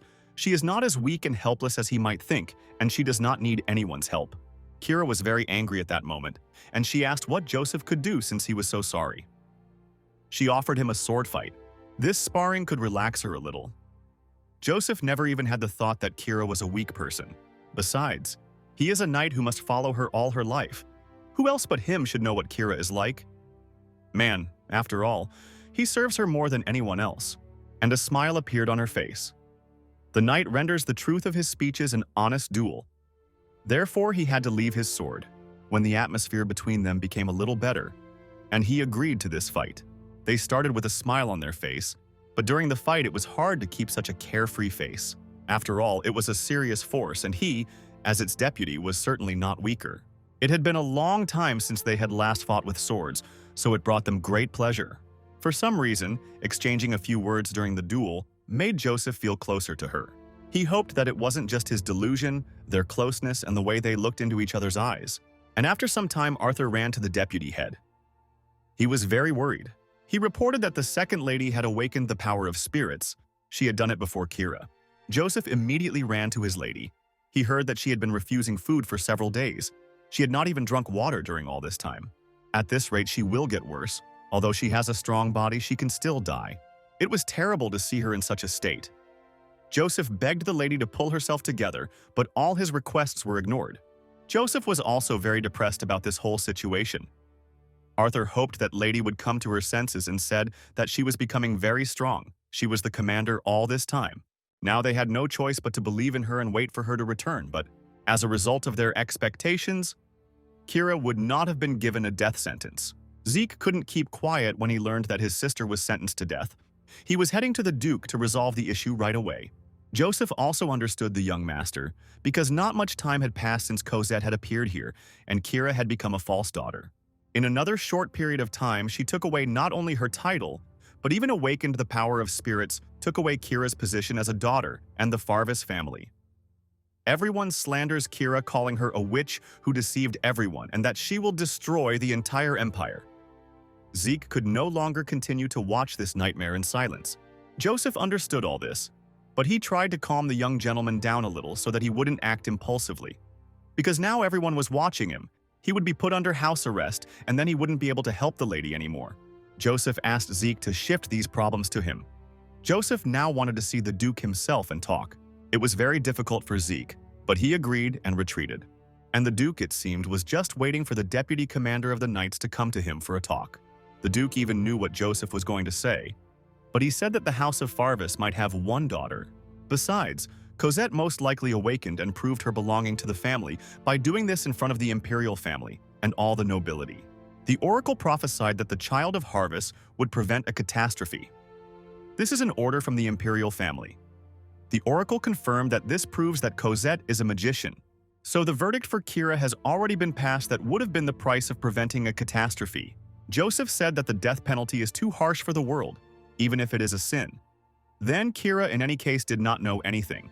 She could not deliberately deceive everyone. In addition, there is a possibility that she can be accused. And if this execution is carried out, it will be an irreparable mistake. And the worst thing is that the father himself does not even try to protect or justify Kira. Even at that moment, Ludwig thought only about the fact that as the Grand Duke he had only one duty to protect the empire. So he considered the safety and well-being of the empire to be paramount. He didn't even listen to Joseph. Of course, if you think coldly, you can understand it lasts a long time, but the truth is that Cosette discovered the ability to be true, and that the oracle of the breed said a catastrophe, and you start his daughters at home that worries the whole empire. However, Joseph in his heart will always be on Kira Farvis's side, so he had no intention of staying even despite the death sentence. Then he suggested to Zeke to arrange an escape. We need to wait it out. I smoker the best solution would be if the brother and sister run away together and hide. Zeke also came to this conclusion, but he did not understand why Joseph was offering him this. After all, he is a knight of the Farvis family, one of the knights who follows only Lady Kira. And so he came up with a great plan and a road to save Kira, and also prepared a cart and all the necessary things. They went to the dungeon where Kira was imprisoned, however. After a while, Zeke came out of there with tears in his eyes because his sister decided not to go. She gave up the useless fight, and very quickly the date of the death sentence was set. The lady always did her best to achieve the best results. She was under pressure from the title and could not help but relax for a moment. Joseph wanted to console her so much. Being her knight to become a man she could rely on was something he desired immensely. However, now he will hardly be able to tell her about it. Joseph still couldn't forget the day their swords first touched together, where she was no longer Joseph walked in the places where she once was.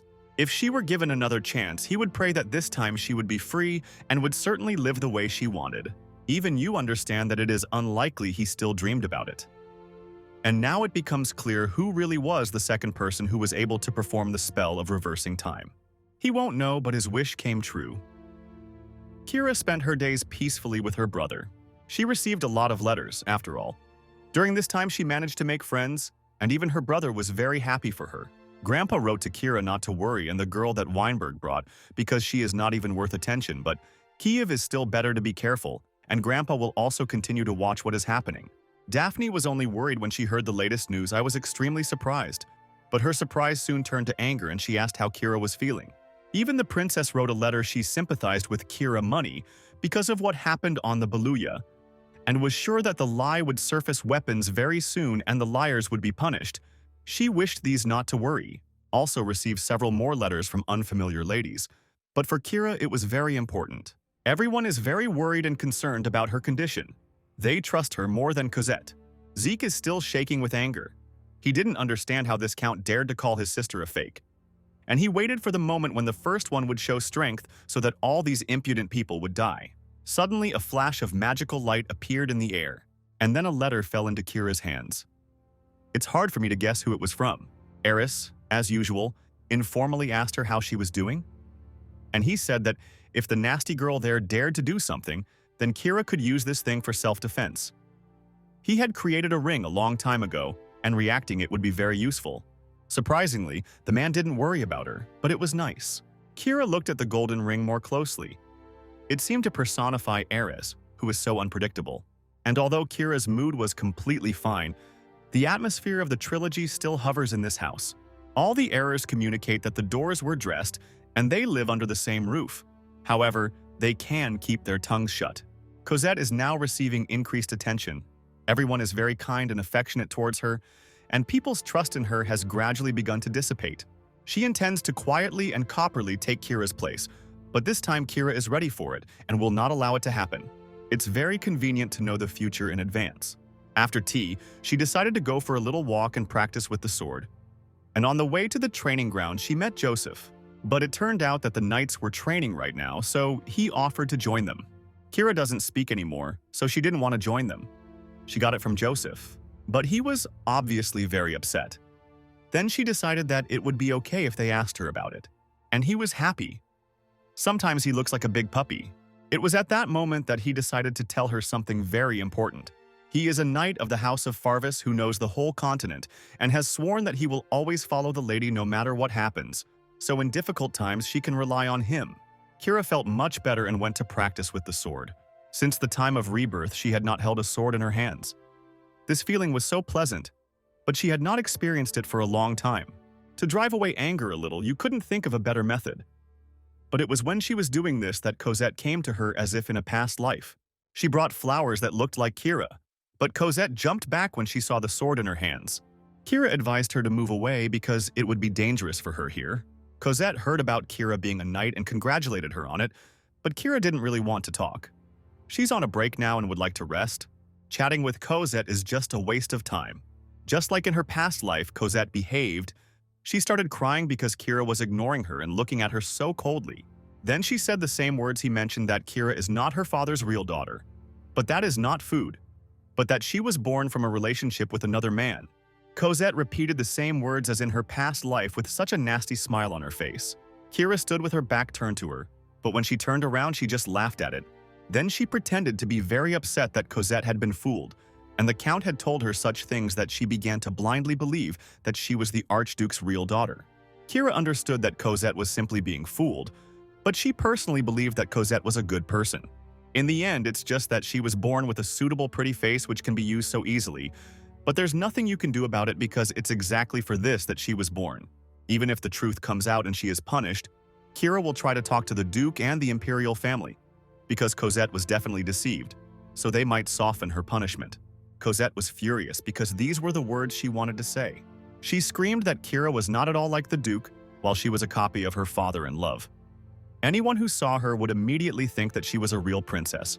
Kira laughed at this and said that this is exactly why the Count chose her with such a face as a tool to achieve his goals. Cosette had such a mean face, but she changed abruptly when she heard someone's eyes. The maids ran up to her. They were very worried because Cosette suddenly disappeared without telling anyone. Paula is on good terms with Kira, so she wasn't afraid of her. Only because of this tenderness she changed, because she ran up without warning. Kira told Cosette next time I should do something rash and not make the maids worry. Cosette was furious, but she couldn't do anything right now. She apologized to Paula and said that Kira was so negatively swiping the sword that it became interesting to watch it, and she forgot to warn you. Cosette left with the maids, but she took one last look at Kira. Kira, who mocked Cosette, it was enough to anger. All this time, Kira did not lose heart and continued to do her business as before. Rose was very worried at first, but now everything is much better. Today it's so sunny. Rose decided to close the curtains in Lady's room, but downstairs she was alone. She was surprised, because through the window of the room she saw that she and the maids for some reason were spending time with Cosette. Kira came to look at it and saw the face of the maid. There was nothing surprising about this. In fact, it was the maid sitting alone on the bench, and she was looking at pictures of beautiful ladies' jewelry and clothes. This maid dreamed of the mine at least once to try on such clothes, and at that moment Cosette came up to her and wanted to sit next to her. Then she started to behave so casually, dropped all formalities. The maids had heard that Cosette was born a commoner, and only then suddenly became tired of being an aristocrat. But apparently that was why it was so easy to talk to her. I didn't even believe that such a beautiful Lydia was previously a simple girl like the other servants. This maid obviously began to envy her. Cosette. This is exactly what she wanted. She suggested that the girl go to the clothes salon together tomorrow. Until now, Cosette had not been able to find a worthy heroine who would collect her and help her decide on outfits. But now she has reached the right person and therefore offers. She was sure that they would have a good time because the maid was well versed in fashion. Of course, to refuse such an opportunity. She could not see the luxurious outfits that she could only see in pictures very much attracted her. And now she had the chance to get there and perhaps she could use the same beautiful dresses. And she really didn't want to go there. But first she had to get permission from the main lady. Kira allowed this and the maids to go with Cosette. Besides, she doesn't yet have a maid of honor who would specialize in such things. Time to refuse so she can go. She was so grateful to Lady Kira she can get to the place she has long wanted to visit. Kira told Emily to be careful or always be on guard and wished her a safe trip. It seemed like simple concern. Kira also told her not to tell anyone about it. Amelia happily left the office and said that finally Steele did not allow her to go. But Rose also appeared and started asking money about what happened and where she was going to go. Emily said that she simply asked permission to accompany Cosette to beauty salons. Rose was very angry at the maid, who did this when she knew perfectly well what kind of relationship Cosette had with Kira. And then she saw some kind of bracelet on her hand, and that was what she thought. This bracelet was given to her by Cosette. Rose couldn't understand how Kira could be handed over for some dummy. The maids went their separate ways, each one called about business, and Cosette, who I heard this conversation, was truly pleased. When the first family meal in the new composition took place, usually the whole family and the Duke were just silent. But today everything was different, which is why they were irritated. Cosette chatted incessantly, completely forgot about the need to eat. She speaks very well to you herself. And even in such an environment, this is also, in some sense, a talent. And then she turned to her dad and said that she wanted to visit her grandma this weekend. He seemed a bit tense, but she told him that she just wanted to meet a relative. He just said not to cause trouble for grandma. She's probably sick. Then Kira decided that she would also go to her grandmother. She couldn't leave them alone together. The Duke didn't understand why Kira wanted to go. She only recently met her grandmother. Kira said that she wants to visit her as often as possible because her grandmother herself asked for it. Moreover, Cosette is meeting her grandmother for the first time and she needs to be introduced to her. Cosette obviously didn't want that. She asked if it wouldn't be a burden for Kira. She meant by those parts that Kira should stop pretending to be her granddaughter. But Kira, on the contrary, was afraid that Cosette might be uncomfortable because she was the imposter. So they decided to go there together. From a past life, Kira remembers that Cosette visited her grandmother once. She obviously went to them just to greet them. So she needs to find out the reason. At first, Kira thought that Cosette was trying to ruin her relationship with her grandmother. But this was not the case, and her grandmother treated her the same as before Cosette's visit. So Kira couldn't understand why Cosette needed this and decided to keep a close eye on her. Also during the meal, the kitty reported that there were no maids. Cosette at the volunteers. So Kira decided that the maids would serve her in turns. Cosette was indignant and asked who gave Kiev the right to decide such a thing. But if not Kira, then who? Father is doing completely different things. Cosette looked at him pitifully, but she didn't yet know that he wasn't interested in it at all. As soon as he finished eating, he immediately left to continue working. And the fact that he did not object to Kira's decision only confirmed her words. She said that she would send a lady-in-waiting to Cosette before the end of the day. And if she was uncomfortable, then let them say so right away. Although she lived in much more terrible conditions, so it couldn't get any worse. Cosette could not continue eating in such a situation. She said that she was full and left too. Zeke was finally able to show how much he loved his sister. As expected, she was very cool and was able to put Cosette in her place so quickly. In fact, Kira had already gotten used to talking to her like that. But seeing her face twisted in impotent rage is really nice. Kira never gets tired of this sight, and Zeke really likes it too. The day came when they went to Grandma Cosette. She was delighted with this place. Grandma came out to greet Kira. She was always happy to see her first granddaughter. Then she turned her attention to Rowena's child. Cosette was as friendly as possible to please her grandmother. Grandma was surprised to see Cosette, the child from the rumors. If Ludwig had been born a girl, he would probably look exactly the same. Grandma supports all her grandchildren. She is a very kind person. Hey, and no matter what happens there, if the girls come here, they can have a good rest. They were going to be here for about a day, and for now, they've gone to rest. I'm going to meet my grandma for dinner. Cosette chatters all the time, discussing absolutely everything she sees, but listening to it is useless. Only then suddenly, she asked Kira had seen Beatrice's spiritual stone. Kira was shocked how Cosette even knew about this stone, and then she asked why she was asking about it. Cosette was sure that Kira had seen this stone because she had been forgiven as the only daughter of the Grand Duke. She said that she had never seen it. But even if she had definitely heard about it, they say that if there is a spiritual stone in the body, then one can use spiritual power. Kira learned that these were just empty rumors. If this were possible, then the Farvis family would not have such a special attitude, because then anyone could become a medium. Cosette was very interested. This spirit stone? Beatrice probably isn't special at all. Cosette tried to find out if Kira had ever seen or touched the stone, but she claimed that she had not seen it. But Cosette was sure that it was a lie because the hero was silent the whole time. But Kira just didn't care. And anyway, she said that Cosette didn't have time to hang around doing nothing, and it is worth studying the proper rules of table etiquette, at least for starters. If Cosette wants to become a real princess, then first she needs to learn how to behave in public. Otherwise, her grandmother will be ashamed of her. Kira left and Cosette approached the name who had already finished unpacking her things. Cosette ran and hugged her. She started crying and asking why she couldn't be friends with Kira. Cosette doesn't know how to behave properly because she grew up as a commoner, and Kira hates her because of it. Emilia said, "Don't worry, Kira will soon give her her heart." But Cosette was sure that Kira was not going to hide. But she was very nervous. The situation she is in now and everything that she has had since birth is disappearing. Being a human, she cannot help but be afraid of this. And Cosette was surrounded. When will Kira begin to doubt herself and do everything to restore her faith? Then Cosette. And we will begin to act. In the evening, I thought about the fact that Cosette could have done something with the spiritual stone in the past. Of course, you can't become a minimum without touching the spiritual stone. If it means the resonance of the sisters she read about in the diary, then quietly still does not understand the true motives of Cosette. She was even surprised that Cosette knew about this stone. Where did she even hear about it?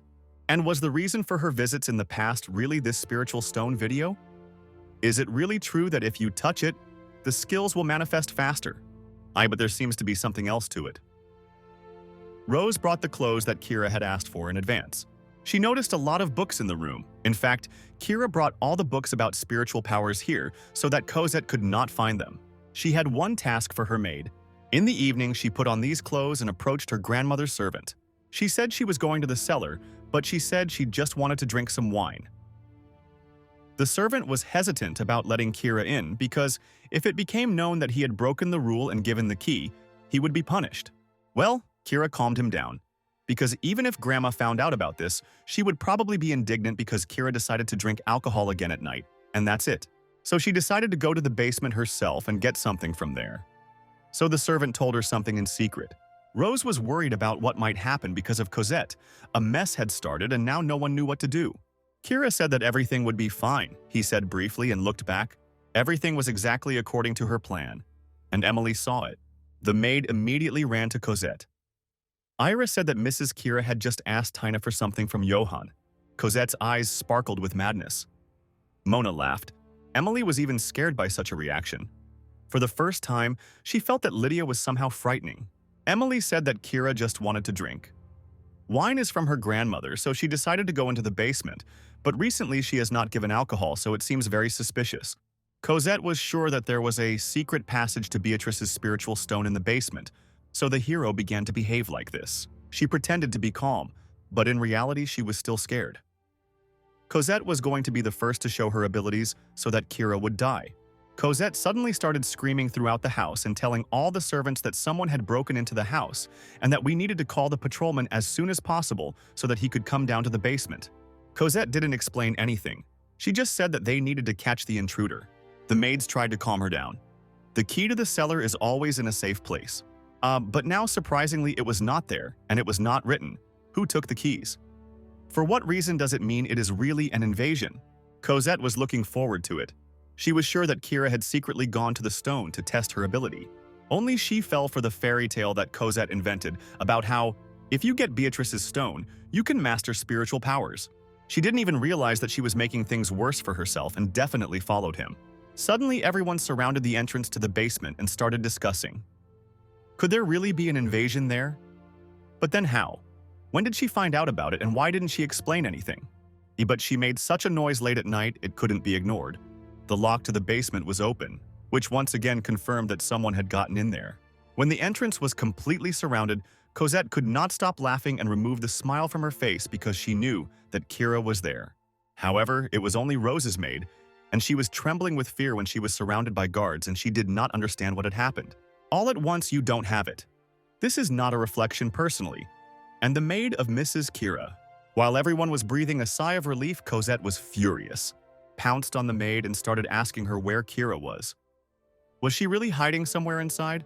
Cosette even splashed out what was behind the crystal of spiritual powers. Grandma came to all these screams at such a time everyone should be sleeping, but for some reason they gathered near the basement, and she had to find out what was going on.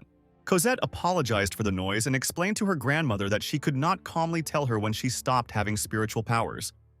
Beatrice was going to steal the secret. Rose was shocked. She hadn't even thought about it and had no intention of doing anything like that. She tried to explain that she took the key to the basement because Mrs. Kirov asked, "But before Cosette could finish, you said that Kira sent the maid to the basement at such an hour to steal spiritual memory. She is definitely hiding something." Kira was actually standing very close by. She just kept listening, but her name kept coming up more and more often, so she decided to find out what was going on. Rose didn't return for a long time, so Kiev started to worry and went out to check what had happened. She said that she has no reason to approach the crystal of spiritual powers, and besides, there is no need to raise it. And she could have simply asked her grandmother for permission and not done all this secretly. Cosette tried to come up with an excuse, but she couldn't say anything according to her plan. Kira was supposed to go after Beatrice's crystal, and she was supposed to be discovered when she did this. And then, Cosette could easily make everyone think that Hera is a fake daughter. Running with the power of the crystals, you will get the ability. Equally, nothing worked out for her. A gloomy atmosphere appeared, and there was no one on Cosette's side. Everyone expected her to justify herself, and so did her grandmother. Kira said that she gave the order to her maid to bring wine. That's all. She doesn't understand why Cosette took it so seriously. Cosette said that he booked it all because Kirov explained alcohol and that the maid wouldn't secretly take the key because of some wine.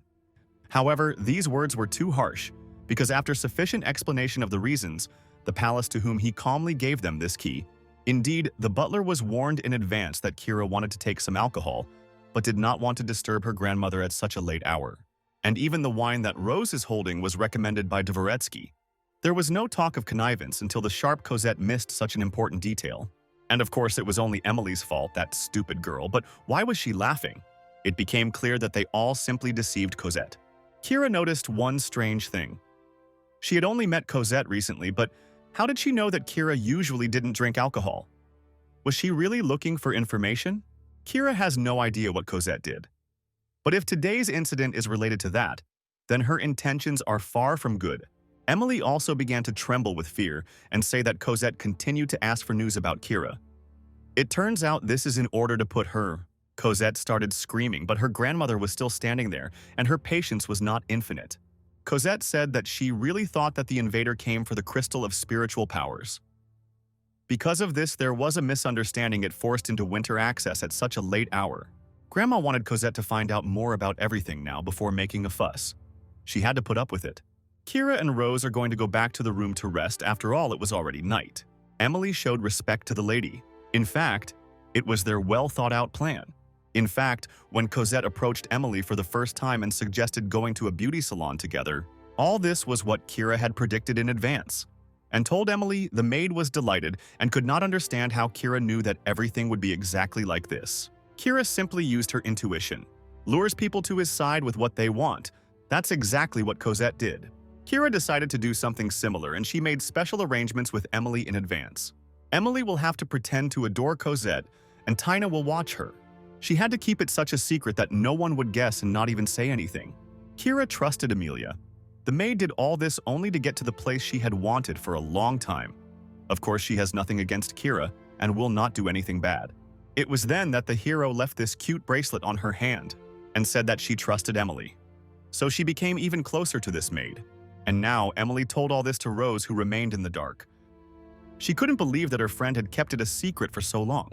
Rose felt ashamed. She thought that Emily would really betray her mistress because of some bracelet. While the maids were arguing among themselves, Kira was spending time with her grandmother. No one has seen Cosette since last night.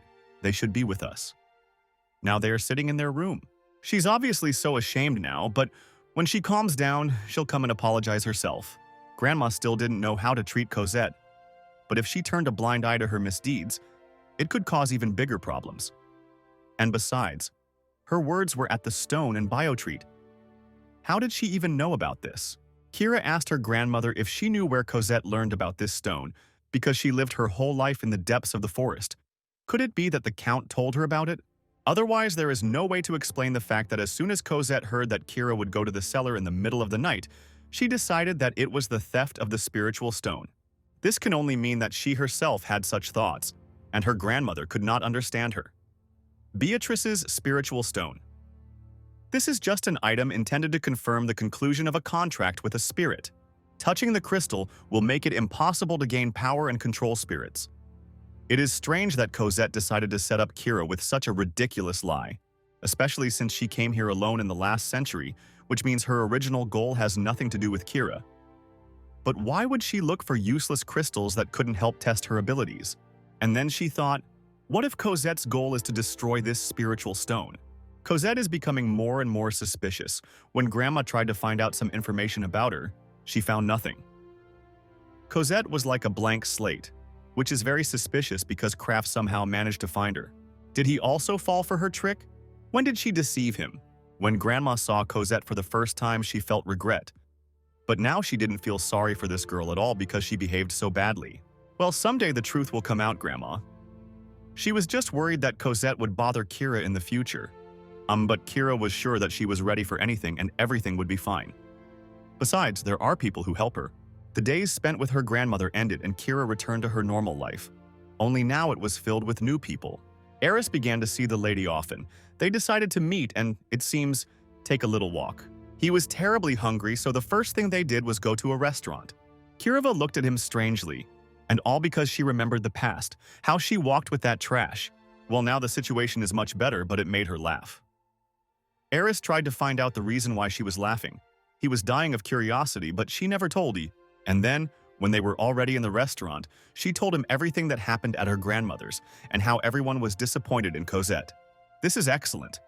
After all, this is how Kira strengthened her position. Now there was something that was a little worrying her. The whole table was covered with sweets. Aris was going to eat it all because he really loves sweets. After that scandal at the family party and his family Aris lost his parental support for some time, so he couldn't eat anything so delicious. He was punished for daring to treat the princess like that.